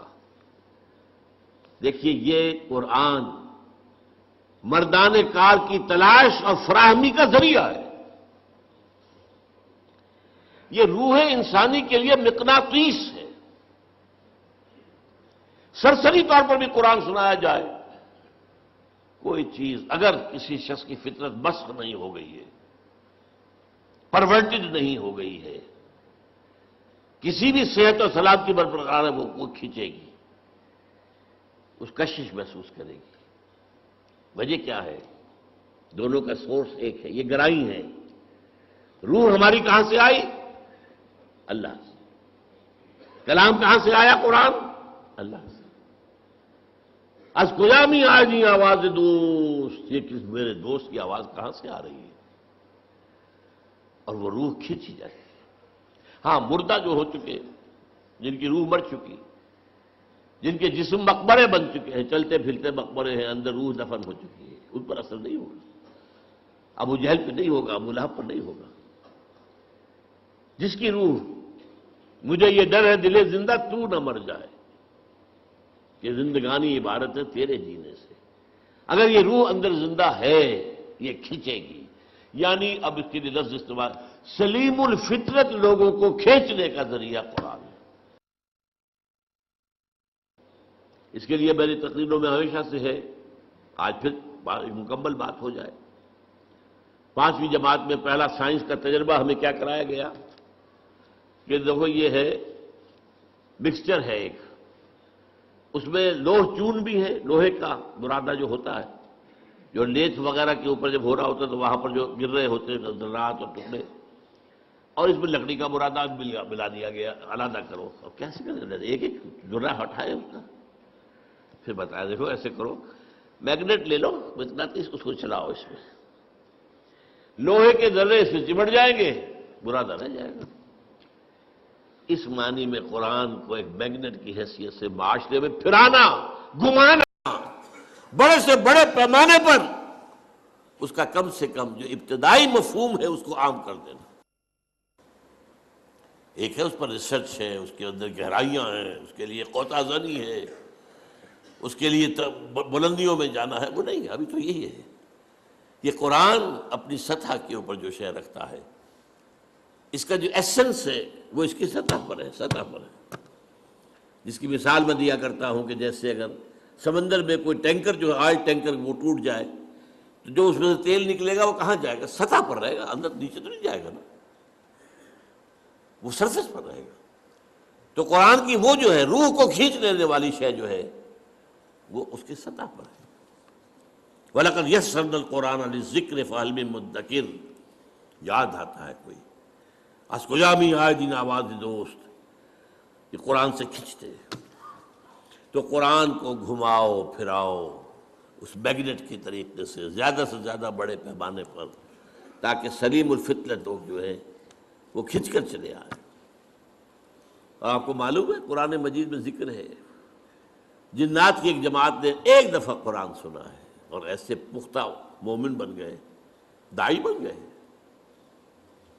قل اوحی الی انہ استمع نفر من الجن فقالوا انا سمعنا قرآنا عجبا یہدی الی الرشد فآمنا بہ۔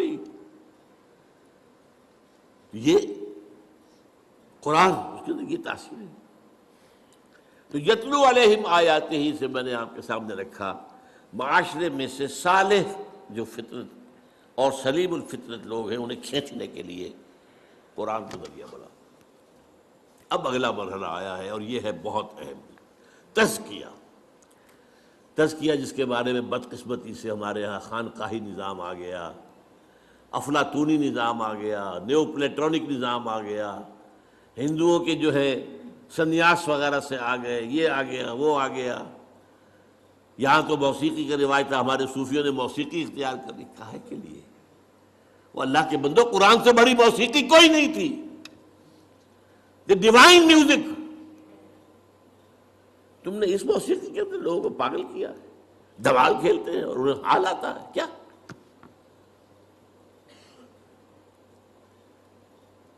تزکیہ کیا ہے تو جان دیجئے۔ یہ جامع ترین اصطلاح ہے، لیکن میں اسے آپ کو 5 حصوں میں تقسیم کر کے بتاؤں گا ابھی۔ لیکن عمل کہتے کسے تزکیہ؟ یہ باغبان کا ایک عمل ہے۔ ایک باغبان ہے، اس نے باغ لگایا ہے، اس میں کچھ پھولوں کے پودے ہیں، کچھ پھلوں کے درخت ہیں۔ وہ داخل ہوتا ہے، دیکھتا ہے جہاں میں نے پھولوں کا پودا لگایا ہوا تھا وہاں گھاس وغیرہ کافی اگائی ہے، جھاڑ جکاڑ ہے۔ وہ کھرپا ہاتھ میں لیتا ہے، سب کو کھود کے باہر پھینکتا ہے۔ کیوں؟ کیونکہ یہ گھاس جو ہے یہ زمین کے اندر جو قوت نمو ہے اسے لے رہی ہے، پانی بھی کھینچ رہی ہے۔ یہ نہ ہو تو یہ ساری چیز جائے گی میرے پودے کے لیے، یہ پودے کی نشو و نما میں رکاوٹ ہو رہی ہے، تو جو رکاوٹ ہے اسے ہٹاؤ یہاں سے۔ یہ ہے عمل تزکیہ، پاک کرنا۔ انسان کی ترقی میں جو اس کی اصل ترقی ہو، اس میں رکاوٹ جو چیزیں ہیں ان کو ہٹانا تزکیہ۔ اب دیکھیے، انسان ایک تو میں آپ جو ظاہر ہے نظر آ رہے ہیں، ہاتھ پاؤں ہیں، ہمارا ظاہری جسم ہے، ظاہری وجود ہے۔ ایک مانوی وجود ہے ہمارے اندر۔ اس مانوی وجود کے لیے کبھی لفظ خودی بھی استعمال ہو جاتا ہے، لیکن میں آج آپ کو 4 حصوں میں بتا رہا ہوں۔ سب سے پہلے ہمارا ایک فکر ہے، کچھ نظریات ہیں، کچھ خیالات ہیں، کچھ عقائد ہیں، کچھ فلسفے ہیں، کچھ بھی ہے۔ تطہیر فکر، اس فکر کو پاک کرنا، اس فکر میں جو غلط عنصر ہے اسے نکال کے باہر پھینک دینا۔ اگر یہ فکر کی غلطی موجود نہیں تو آگے نہیں، آپ کی ترقی نہیں ہوگی۔ پھر آپ کا نفس امارہ ہے، وہ آپ کی حیوانی جبلتوں کو بھڑکاتا ہے۔ تزکیہ نفس۔ پھر قلب ہے، اس پر غبار آ جاتا ہے، یہ آئینے کے مانند ہے۔ حضور نے فرمایا ہے ان هذه القلوب لتصدع كما يصدع الحديد اذا اصابه الماء، کہ دلوں کے آئینے پر بھی زنگ سا آ جاتا ہے، جیسے کہ لوہے پر زنگ آ جاتا ہے اگر اس پر پانی پڑتا رہے۔ پوچھا گیا فما جلاؤها یا رسول اللہ؟ فرمایا کثرت ذکر الموت و تلاوت القرآن۔ اس کو میں کہہ رہا ہوں تصفیہ قلب۔ یہ الفاظ یاد کیجئے، اللہ آپ کو توفیق دے، آپ یہی خیالات آگے پھیلائیں، پھر اصطلاحات کے حوالے سے بات کریں گے تو سمجھیں لوگوں کی آئے گی۔ پھر روح ہے، روح میں ایک نور ہے، روح نورانی ہے۔ یہ جو بگ بینگ سے پہلے پیدا کی گئی ارواح، میری وہ کتاب میرا خیال ہے کہ اب کچھ دنوں کے بعد آپ لوگ پڑھنے لگیں گے انشاءاللہ، ایجاد و ابداع عالم سے لے کر عالمی نظام خلافت تک وہ جو روح اور فرشتہ نورانی، وہ جو روح کے اندر نور ہے، تجلیہ روح، جلا دینا اس روشنی کو، بھڑکانا، یہ 4 کام ہے جن کے لیے ایک لفظ قرآن نے تزکیہ استعمال کیا۔ تزکیہ از موسٹ پروفاؤنڈ، اس میں کوئی شک نہیں، لیکن تطہیر فکر نمبر 1، کیونکہ یہ حیوان عاقل ہے، اصل مسئلہ تو فکر کا ہے، فکر غلط ہے ساری بات غلط ہو جائے گی۔ تطہیر فکر، تزکیہ نفس، تصفیہ قلب، تجلیہ روح، اور یہ کس سے ہوگا؟ صرف قرآن سے۔ نوٹ کر لیجیے اس سے۔ اور یہ حقیقت جس قدر اقبال نے بیان کی ہے، کسی نے بیان نہیں کی، کسی نے بیان نہیں کی، at least to my knowledge none, نہ کوئی عالم، نہ کوئی مفسر، نہ کوئی محدث، کوئی نہیں۔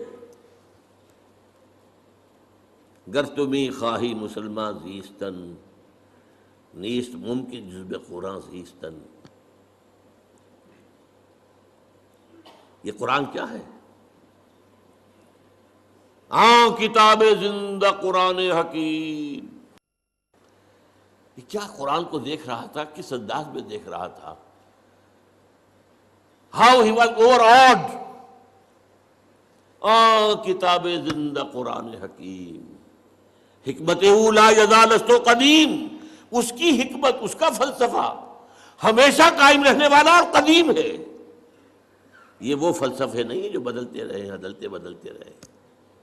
حکمت لا یزال است قدیم، حرف اورا ریب نئے، تبدیل نئے، اس کے حرف میں کوئی شک ہو سکتا ہے؟ نہیں۔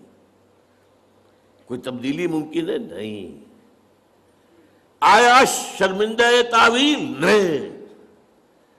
اس کی آیتوں کی کوئی تعویل ہو سکتی ہے؟ نہیں۔ اور جو اب جملہ آ رہا ہے، فاش گویم آنچے در دل مزمرست، صاحب بتا دوں جو میرے دل میں چھپا ہوا ہے، یہ کتابیں نیست چیزیں دیگر است۔ اسے کتاب نہ سمجھے، کچھ اور ہے۔ تو اللہ کا کلام ہے بھائی، کلام صفت ہوتا ہے، یہ صفت ہے اللہ کی، لہذا اس کے بھی اوصاف وہی ہیں۔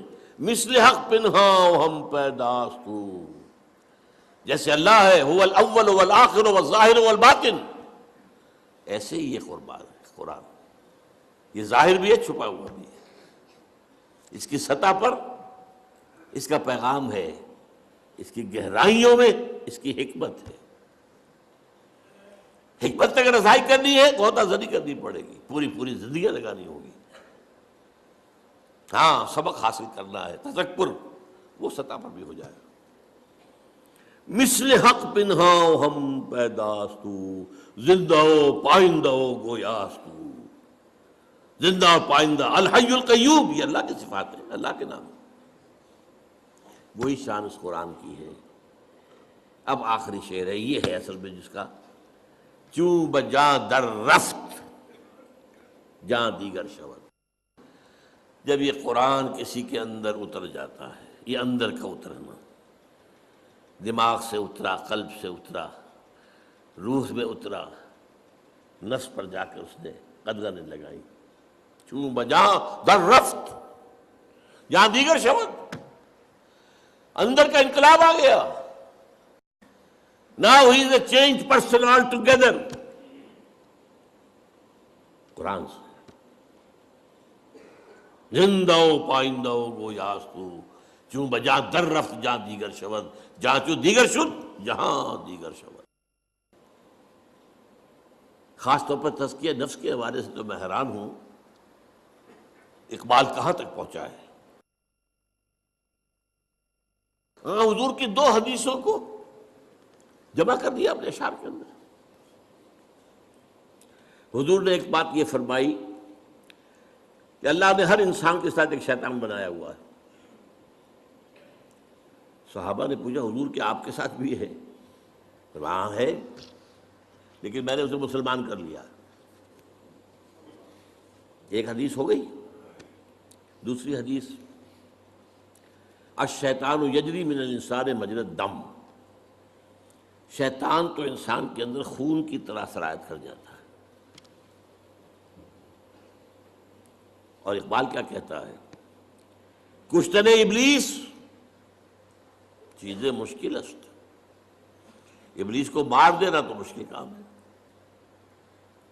جہاں کہ وہ گم اندر اعماق دل، وہ تو دل کے گہرائیوں میں جا کے بیٹھتا ہے۔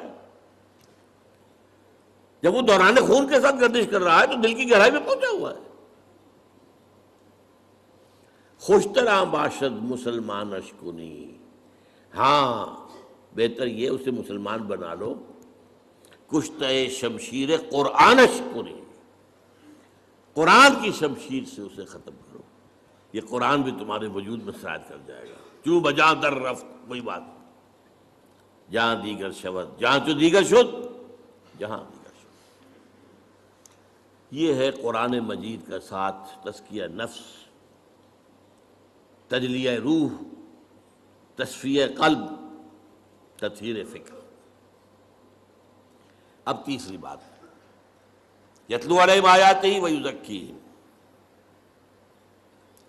دیکھیے ایک بات تھوڑی سی بس سمجھا دوں، بہت سے بزرگ جو ہے بیچارے لاکھ جو ہے ٹکرے مارتے رہتے ہیں، بیٹے نماز پڑھا کرو، بیٹے نماز پڑھا کرو، بیٹے نماز پڑھا کرو۔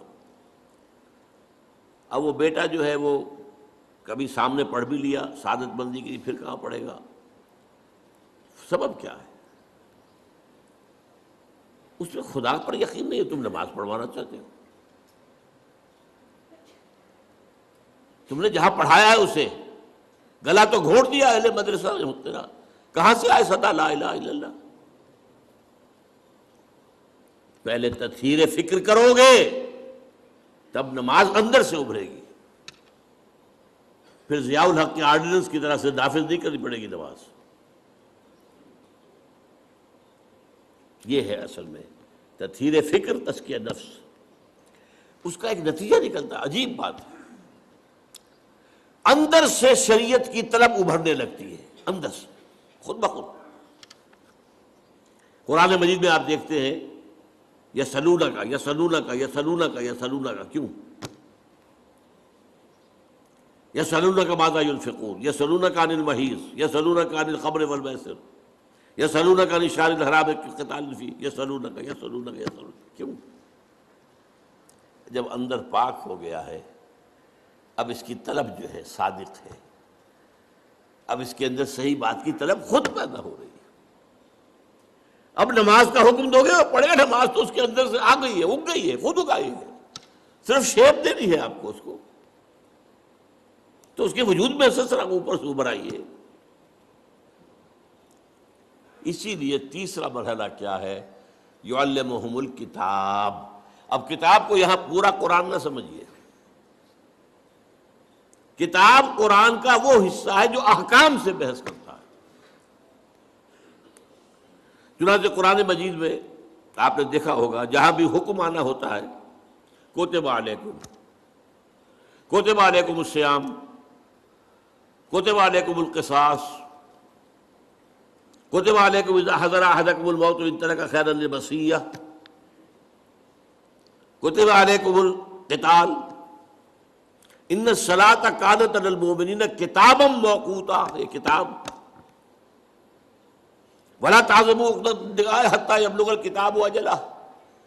اگر کسی کو طلاق دی ہے یا کوئی بیوہ ہو گئی ہے عورت تو عدت کے دوران کوئی رشتہ وشتے کی بات نہ کرو، نکاح جو ہے بعد میں ہوگا جب کہ عدت پوری ہو جائے۔ کتاب سے مراد یا قانون، تو یہ ہے اصل میں لفظ جو کتاب یہاں آیا ہے۔ یہ میں نے کہا تھا یہ چاروں چیزیں قرآن ہیں۔ آیات قرآنیہ وہ تطہیر فکر کا ذریعہ بنتی ہے، تزکیہ نفس کا ذریعہ بنتی ہے جب وہ اندر گھستا ہے۔ اور اب جو طلب پیدا ہوئی، ہمیں بتایا جائے، ہمیں بتایا جائے، ہمیں بتایا جائے، ظاہر بات ہے جب ان کی طلب کے اوپر بتایا جائے گا تب ان کے اوپر کوئی جبر کرنے کی تو ضرورت پیش نہیں آئے گی، وہ اندر سے ابھرے گا۔ شریعت خود بخود، گویا کہ اب کھیتی تیار ہے، بیج ڈالو۔ جب کھیتی تیار نہیں ہے، اندر خبث بھرا ہوا ہے، جو آپ کی مٹی ہے وہی اس کے اندر ہی خرابی ہے، تو آپ کا بیج بھی ضائع جائے گا۔ حل آپ نے چرائے نہیں، بیج ڈالا ہے، کیا ہوگا؟ یہ کام یتلو علیہم آیاتہ ویزکیہم ویعلمہم الکتاب، یہی وجہ ہے آپ دیکھیے شروع میں احکام کیوں نہیں آئے؟ شروع میں وہ کام ہو رہا ہے، یتلو علیہم آیاتہ ویزکیہم، یہ دو کام مکے میں ہو رہے ہیں۔ یعلمہم الکتاب مدینے میں آ کر ہو رہا ہے۔ سورہ بقرہ سے شروع ہو رہی ہے شریعت، سورہ نساء، سورہ مائدہ، شریعت کی ہے۔ تو یعلمہم الکتاب، اور جو سب سے چوٹی کا معاملہ ہے والحکمہ، یہ حکمہ جو ہے میں آپ کو اشارہ کر چکا ہوں، آج کے دور کی ہائیسٹ شے یہ حکمت ہے۔ لیکن ابھی جبکہ انسان اپنے شعور کی منزلیں طے کر رہا تھا، پہلے تفصیل سے آ چکی ہیں یہ باتیں، حکمت وہاں تھی ہی نہیں، آکام ہی آکام تھے، ڈٹرمنٹس۔ حضرت موسیٰ کے حد تک کا معاملہ یہ ہے۔ حکمت پہلی مرتبہ لفظ آتا ہے انجیل کے لیے، یعلمہم الکتاب والحکمہ والتوراۃ والانجیل۔ تورات صرف آکام، انجیل میں حکمت بھی ہے۔ قرآن میں آیات بھی ہیں، تزکیہ کامل بھی ہے، قانون بھی ہے، حکمت بھی ہے۔ حکمت کسے کہتے ہیں؟ پہلی بات تو یہ کہ حکمت بھی کوئی قرآن سے باہر کی شے نہیں ہے، بلکہ اس کا جزو لا ینفک ہے۔ سورہ بقرہ میں فرمایا یؤتی الحکمت من یشاء ومن یؤت الحکمت فقد اوتی خیرا کثیرا۔ اللہ جسے چاہتا ہے حکمت عطا کرتا ہے، اور جسے حکمت عطا کر دی جائے اس کو تو بہت بڑا خیر عطا کر دیا گیا۔ اس کو فرمایا سورہ بنی اسرائیل میں ذالک مما اوحی الیک ربک من الحکمہ، اے نبی یہ ہیں وہ باتیں جو حکمت کے قبیل سے ہم آپ کے رب نے آپ پر وحی کی۔ تو چاروں چیزیں قرآن میں، البتہ حکمت کو سمجھیے کہتے کسے ہے حکمت؟ حکمہ، کوئی چیز مضبوط ہو گئی، پختہ ہو گئی، اسی سے نسبت استحکام، استحکام، کوئی چیز مضبوط ہے، وہ اپنے خلاف اقدام کا دفاع کر سکتی ہے، مستحکم طاقت۔ یہ ہے در حقیقت تعلیم و تربیت محمدی صلی اللہ علیہ وسلم کا درجہ خصوصی۔ حکمت کا ہر شخص اہل نہیں ہوتا، اور عرب قوم بحیثیت مجموعی حکمت کی اہل نہیں تھی۔ اسی لیے حضور نے سلمان فارسی کی طرف اشارہ کیا تھا کہ حکمت چاہے ثریا پر بھی ہوگی، اس کی قوم کا کوئی شخص اس کو لے آئے گا۔ اور گمان یہی ہے کہ یہ حضرت امام ابو حنیفہ رحمۃ اللہ علیہ کی، اس لیے کہ عرب جو ہے فلسفی نہیں تھے، منطقی نہیں تھے، سلیم الفطرت لوگ، فطرت کے ساتھ ہم آہنگی یہ تھی، لہذا قرآن کی دعوت ان کے دل میں جا کر لگ گئی۔ ایرانی فلسفی تھے، یونانی فلسفی تھے، ہندی فلسفی تھے، چینی فلسفی تھے۔ پھر جب قرآن مجید آیا ہے تو پھر ظاہر بات ہے کہ حضور کے بھی ساتھیوں میں سے کچھ تھے کہ جن کو اللہ تعالیٰ نے یہ حکمت دی ہے۔ وہ میں نے کہا بحیثیت مجموعی عرب قوم کا مزاج جو ہے وہ فلسفیانہ اور حکمت والا نہیں تھا، ان میں عمل کا مادہ، جوش، جذبہ، ایک بات مان لی ہے اب جان دے دیں گے، زبان دے دی ہے اب وعدہ خلافی نہیں کریں گے، مہمان آ گیا خود بھوکے رہ جائیں گے اسے کھلائیں گے، باپ کا قاتل بھی آ گیا پناہ مانگ لی ہے تو پھر اب اسے کچھ نہیں کہیں گے، حرم میں دیکھ لیا باپ کے قاتل کو کچھ نہیں کہیں گے، یہ حرم میں، یہ ان کے اوصاف کچھ تھے، فطرت کے قریب تھے لوگ، لیکن حکمت نہیں۔ لیکن البتہ جو بدقسمتی ہماری ہوئی ہے، ہمارے ہاں قرآن مجید بہت جلد بیک گراؤنڈ میں چلا گیا۔ میری ایک کتاب ہے دعوت رجوع القرآن کا منظر اور پس منظر، اس میں 6 صفحے کا ایک مضمون ہے جو مجھے بہت عزیز ہے۔ حضور کے زمانے میں دو ہی چیزیں تھیں اصل، ایک ہاتھ میں قرآن، ایک میں تلوار، خلاص۔ قرآن سے ایمان، ایمان سے جہاد، درمیان میں جنکشن کیا ہے؟ قلب۔ قرآن سے ایمان اور ایمان کا منظر جہاد۔ انما المؤمنون الذين آمنوا بالله ورسوله ثم لم يرتابوا وجاهدوا باموالهم وانفسهم في سبيل الله۔ بعد میں جب حکومت بڑی قائم ہو گئی، سلطنت بن گئی، اب زیادہ اہمیت ہو گئی قانون کی۔ جہاد کا مطلب بھی کیا ہوا؟ دفاع، یا اور مزید فتح کر کے اپنی حکومتیں بڑھانا بادشاہوں کی۔ یہ نوعیتیں بدل گئی ہے، ایمفیسس بدل گیا۔ اس کے بعد علم میں قرآن پیچھے، حدیث اور فقہ آگے۔ اس جگہ ظاہر بات ہے کہ معاشرہ ہے، اس میں قانون ہے، اس میں لین دین ہے، قانون چاہیے، قاضی چاہیے اور مفتی چاہیے، وہ اصل تو ڈیمانڈ ان کی ہوگی۔ لہذا gradually Quran faded into the back ground, یہاں تک کہ قرآن مجید بن گیا صرف حصول ثواب یا ایصال ثواب کا ذریعہ۔ خاص طور پر بدقسمتی جو ہوئی ہے وہ ہم ہندیوں کی ہوئی ہے، ہندوستانی۔ دیکھیے عرب سے نکلا اسلام، دائیں بائیں، بائیں وہ گیا، فلسطین کراس کیا، سینائی کراس کیا، مصر لیبیا ہوتے ہوتے ہوتے ہوتے ہوتے موریطانیہ۔ یہاں کیا تھا؟ کلچرل ویکوم تھا، نہ کوئی تہذیب تھی، نہ کوئی تمدن تھا، نہ کوئی زبان تھی، لہذا عربی چھا گئی، عرب کلچر چھا گیا، سارا شمالی افریقہ ٹوٹل عربک۔ یہ نہیں کہ وہاں زبانیں نہیں تھی، بربر زبان تھی، اپنی ایک بڑی زبان تھی، تہذیب تھی۔ مشرق کی طرح جب اسلام چلا تو سب سے پہلا جو ہے لوہے کا چنا ایران بیٹھا ہوا تھا۔ ایران کا فلسفہ، ایران کی زبان، ایران کا ادب، ایران کے ادب عالیہ، لہذا یہاں وہ جو تہذیب اور تمدن عربی تھی وہ کچھ دلدل میں پھنس گیا۔ ایرانی تہذیب، ایرانی زبان، اور اس کے بعد آپ کو معلوم ہے آگے جتنا اسلام گیا وہ فارسی زبان کے ذریعے سے گیا۔ ہندوستان میں جتنے عرصے مسلمان ہم حکمران رہے، ہماری کوڈ لینگویج پرشین تھی، ناٹ عربک۔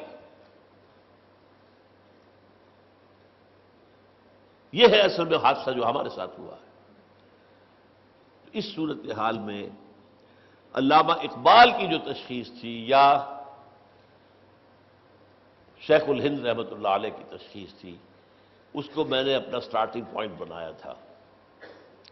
جب 5ویں جماعت میں پڑھتا تھا، مجھے میرے بڑے بھائی صاحب نے لا کے دی تھی بانگ درا، اور میں پڑھتا تھا اس کو، کچھ ترنم سے پڑھتا تھا کچھ، کیونکہ ترنم دے رکھا تھا اللہ نے مجھے، اب تو نہیں ہے، تھا کبھی تو سمجھ میں آتا بھی تھا، نہیں بھی آتا تھا، لیکن ایک شعر چپک گیا، وہ زمانے میں معزز تھے مسلمان ہو کر اور تم خار ہوئے تاریک قرآن ہو کر۔ This is the essential reason, زوال اسلام قرآن مجید سے دوری۔ خاص طور پر بادشاہوں نے پردے ڈالے قرآن پر، علماء نے پردے ڈالے قرآن پر۔ اب ہم اگر قرآن پڑھیں گے تو ہمیں جانچیں گے یہ کون لوگ ہیں، ان کا کردار تو وہ نہیں ہے جو قرآن پیش کر رہا ہے۔ لہذا بہتر ہے یہی بہتر الہیات میں الجھا رہے، یہ کتاب اللہ کی تعویلات میں الجھا رہے، اور فلسفہ، جب قرآن کا فلسفہ ختم ہوا، حکمت ختم ہوئی، تو فلسفہ یونان آ گیا، اس کے ڈنکے بجے۔ اب اس کے بعد ہر شخص پڑھا لکھا وہی ہے جو فلسفہ یونان کا جاننے والا ہے، خواہ وہ آئیڈیلزم ہے اور خواہ وہ ریئلزم ہے۔ یہ ہے اصل میں ہمارے ساتھ جو حادثہ ہوا ہے۔ اقبال وہ شخص ہے کہ جس نے کہا کہ یہ سارا معاملہ اب اگر گر تمہیں خواہی مسلمان زیستن نیست ممکن جز وقت قرآن زیستن۔ پلٹو اس کی طرف، اور فارسی میں جو بات اس نے کہی، خار از محجوری قرآن شدی، اے مسلمان امت تو جو ذلیل اور خوار ہوئی ہے وہ قرآن کو ترک کرنے کے باعث۔ شکوہ سنجے گردش دوران شدی، خام خواہ شکوہ آسمان کا، گردش فلک یا دوسروں کا شکوہ، اے تو شبنم بر زمیں افتندئی در بغل داری کتاب زندہ۔ یہ کتاب زندہ ہی ہے، اسی کے لیے رجوع۔ یہ میں نے جو اپنے 50 برس بسر کیے ہیں علی وجہ بصیرت کیے ہیں، یوں نہیں کیا ہے۔ یہ کوئی میرا پیشہ نہیں تھا، یہ کوئی میرا جو ہے، میں کوئی دارالعلوموں کے پاس جو ہے فارغ التحصیل نہیں تھا، یہ کوئی روایتی درس نہیں تھا، یہ روایتی درس نہیں ہے۔ یہ احیاء اسلام اگر اب ہونا ہے اور اب اگر کوئی پیش رفت ہونی ہے کہ وہ جو نظام خلافت ہے دنیا میں قائم ہو، تو اسی کے ذریعے سے ہو۔ اب تھوڑی سی بات کر کے بات ختم کر رہا ہوں میں۔ تربیت کے اندر تنظیم کا لفظ بھی آیا تھا، اس پر ابھی گفتگو نہیں ہوئی ہے۔ میں نے کہا تھا نا کہ انقلابی جماعت جب تک منظم نہ ہوگی اس کی تو فوج کی طرح کی تنظیم ہونی چاہیے۔ جیسے فوج میں ہوتا ہے کہ there is not to reason why, there is but to do and die۔ کوئی اگر سپاہی جو ہے پوچھے اپنے افسر سے کہ جناب پہلے مجھے بتائیے یہ حکم کیوں دے رہے ہیں آپ، واٹس دی وزڈم، کیا حکمت ہے اس میں، تو یہ فوج کہلائے گی، کیا کہلائے گا؟ یہ تمہیں ٹکرانا ہے حکومتوں سے، تمہیں انقلاب لانا ہے، اسٹیٹس کو ختم کرنا ہے۔ ظاہر بات ہے جو نظام ہے اسی کو پروٹیکشن دینے والے اوپر بیٹھے ہوئے ہیں، فوج بھی انہی کا حکم مانے گی، ایک حد تک تو مانے گی، ایک وقت میں آ کر البتہ ہو سکتا ہے وہ ہاتھ اٹھا دے کہ مزید ہم نہیں مار سکتے۔ کب تک ماریں گے؟ لیکن یہ کہ شروع میں تو مارے گی لازماً مارے گی۔ تو اگر تمہیں ان کا مقابلہ کرنا ہے تو یو ہیو ٹو بی، اسی طرح کا ڈسپلن ہونا چاہیے۔ آرمی ڈسپلن، ملٹری ڈسپلن اگر نہیں ہے تو آپ انقلابی عمل کی طرف آگے نہیں بڑھ سکتے۔ اور اس کا نام ہے قرآن مجید کی اصطلاح میں سمع و طاعت، لسن اینڈ اوبے، بالکل وہی انگریزی کا لفظ ہے، listen and obey. Charge of the light brigade ایک نظم مجھے بہت پسند ہے، کسی غالباً یہ جو خانہ جنگی تھی امریکہ کے اندر اس کے دوران کا واقعہ ہے کہ 600 سواروں کا ایک دستہ تھا، اسے حکم دیا گیا چارج دی لائٹ بریگیڈ، یہ لائٹ بریگیڈ جو ہے چارج کرے، حملہ کرے۔ اور انہیں معلوم تھا cannons to left of them, cannons to right of them, cannons in front of them۔ اس میدان کے داہنی طرف بھی توپیں لگی ہوئی تھی، بائیں طرف بھی توپیں لگی ہوئی تھی، سامنے بھی توپیں تھی۔ Volleyed and thundered، توپیں جو ہے وہ گولوں کے بوچھاڑ کر رہے ہیں، اور تھنڈرڈ جو گولوں کی توپوں کی آواز ہوتی ہے۔ تو خیال یہی ہوا کہ someone has blundered، کسی نے بڑی غلطی کی، بڑی غلطی کی، بڑی غلطی کی۔ But there's not to reason why, there's but to do and die۔ So into the valley of death rode the 600، 600 کے 600 ختم۔ آرمی اس کا نام ہے۔ اس نظم جماعت کے لیے قرآن مجید نے سمع و طاعت کی اس طرح استعمال کی۔ البتہ اس میں تربیت کے 2 آتے ہیں مرحلے۔ پہلا مرحلہ کیا ہے؟ No formal organization whatsoever. You have come to believe in Muhammad sallallahu alaihi wasallam that he is the messenger of Allah. You have to obey him. That's all۔ ایمان کا تقاضا، یہ ایمان بالرسالت کے اوپر ہے کہ جو نظم قائم ہو رہا ہے، وہ تو معصوم ہے۔ ما ينطق عن الهوى ان هو الا وحی یوحی وما ارسلنا من رسول الا لیطاع باذن اللہ واطیعوا اللہ واطیعوا الرسول واطیعوا اللہ واطیعوا الرسول فإن تولیتم فإنما علی رسولنا البلاغ المبین۔ تو پہلی جو اطاعت ہے سمع و طاعت، وہ کسی فارمل بیعت وغیرہ کا ذکر نہیں ملتا ہے، بلکہ وہ صرف ایمان کا لازمی تقاضا، حکم ماننا، سمپل۔ فطری لوگ تھے، اس کے بعد آگے انہیں کوئی اور دلیل کی ضرورت نہیں تھی۔ یہی وجہ ہے جو بہت ہی نازک مرحلہ آیا تھا غزوہ بدر سے پہلے حضور نے جب ایک مجلس سے مشاورت منعقد کی ہے اور صاف کہہ دیا دیکھو مسلمانوں، ایک لشکر شمال سے آ رہا ہے، لشکر نہیں قافلہ، اور وہ مال غنیمت سے لدا پھدا ہوا، مال تجارت سے، اور اس کے بعد محافظ بھی تھوڑے سے 40-50 ہیں۔ ایک لشکر جنوب سے آ رہا ہے، کیل کانٹے سے لیس، اور اللہ کا وعدہ ہے کہ ان دو میں سے ایک ضرور تمہیں دے دے گا، تمہیں فتح دے دے گا۔ ناؤ ٹیل می، مجھے مشورہ دو، اشیرونی، کدھر چلے؟ ادھر چلے یا ادھر چلے؟ کچھ ہمارے جیسے لوگ بھی ہوں گے، ان کا کہ جی پہلے چلے ذرا قافلے کو لوٹ لیں، تھوڑے آدمی آسانی سے فتح ہو جائے، اور حضور دیکھیے ہمارے پاس تو تلواریں بھی نہیں ہیں، نیزے بھی نہیں ہیں، تو کم سے کم 50 ان کے جو آدمی ہیں ان کا ہتھیار تو ملے گا ہمیں، پھر لشکر سے لڑ لیں گے۔ اب اللہ کی مشیت اور ہے، رسول کی مشیت وہی ہے جو اللہ کی ہے۔ بار بار کہہ رہے اشیرونی اشیرونی، مجھے مشورہ دو۔ مقداد ابن اسود کھڑے ہوئے، حضور ہمیں آپ موسیٰ کے ساتھی نہ سمجھیے جنہوں نے کہہ دیا تھا فَذَهَبْ أَنْتَ وَرَبُّكَ فَقَاتِلَا إِنَّ هَٰؤُلَاءِ قَاعِدُونَ، نہیں، آپ بسم اللہ کریں، جو آپ کا ارادہ ہو ہم حاضر ہیں۔ ابو بکر عمر ایک سے ایک بڑھ کر تقریریں کر رہے ہیں، حضور پھر بھی کہہ رہے اشیرونی، مجھے مشورہ دو۔ اب خیال آیا حضرت سعد کو رضی اللہ تعالیٰ عنہ، رئیس انصار، او یہ ہماری طرف اشارہ ہے، کانک تعنینا یا رسول اللہ، اے اللہ کے رسول، معلوم ہوتا ہے آپ کا روح سخن ہماری طرف۔ اس کی وجہ کیا تھی؟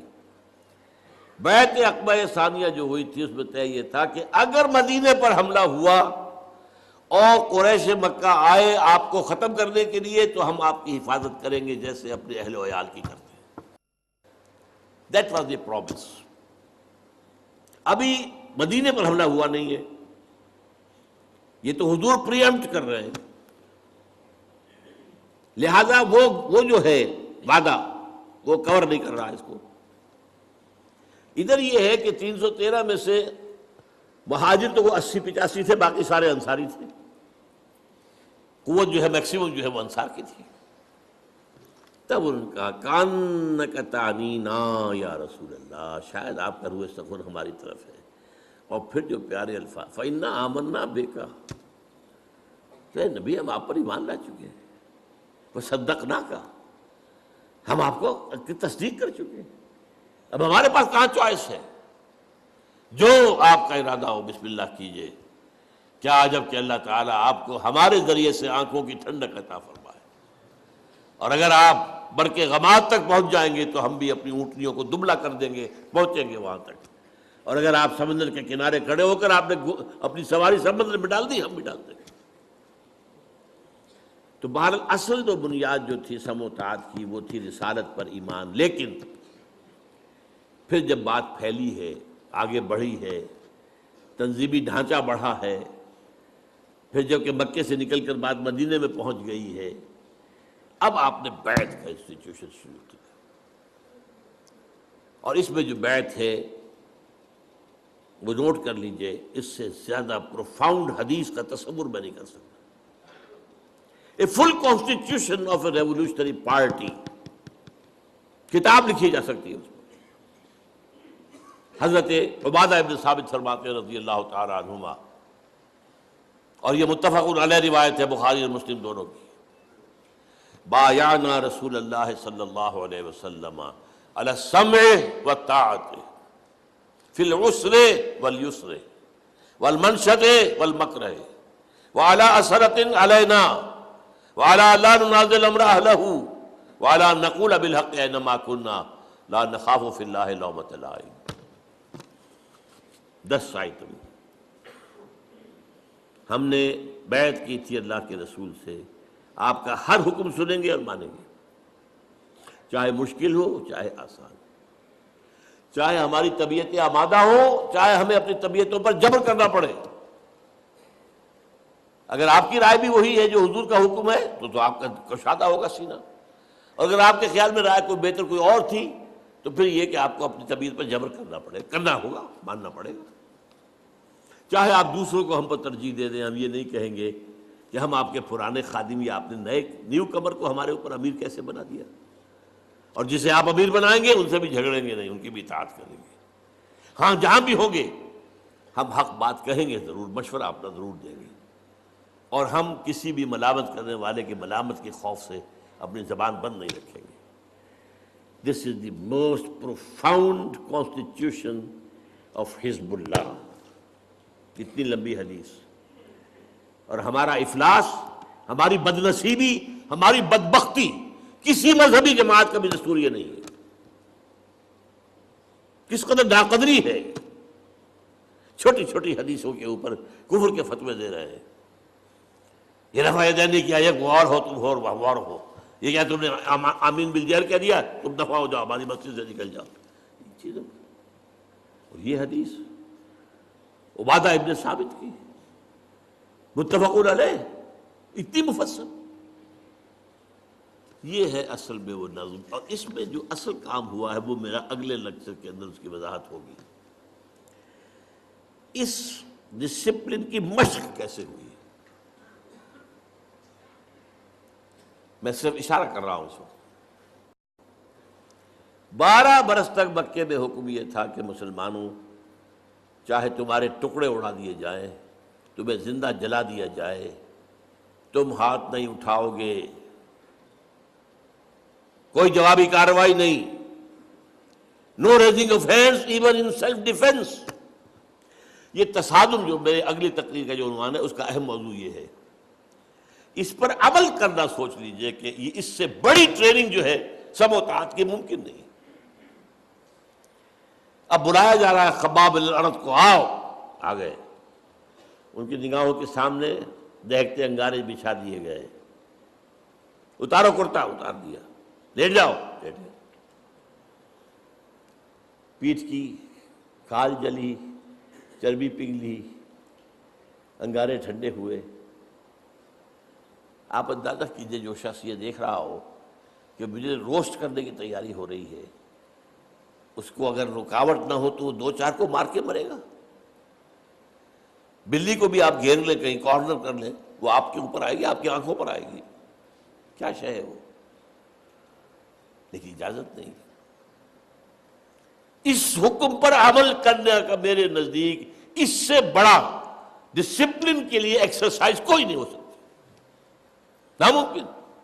پریڈ کرانے کی ضرورت نہیں ہے، یہاں حکم ہے اللہ کے رسول کا، ہاتھ نہیں اٹھانا، بس۔ یہ سم و طاعت کا، اور یہ اس کی لیے ایکسرسائز تھی، جس سے پھر وہ نظم جماعت قائم ہوا ہے، جو حکم ہے سر آنکھوں پر، اور اس سے پھر وہ نظام آگے بڑھا ہے۔ وہ جو اب تصادم کے مراحل ہیں، وہ جو میں نے کہا تھا اقبال کا شعر، کہ سب سے پہلے تو با نشہ درویشی در ساز و دوادن زن، اب اس سے بڑی درویشی کیا ہوگی کہ مرنے کو بھی تیار ہے۔ چوں پختہ شوی خود را بر سلطنت جب زن، تو اس کے حوالے سے پھر جو ہے اللہ تعالیٰ نے ساری منزلیں طے کرائیں، اور اللہ کا دین جاء الحق و زہق الباطل ان الباطل کان زہوقا۔ اقول قولی ھذا واستغفر اللہ لی ولکم ولسائر المسلمین والمسلمات۔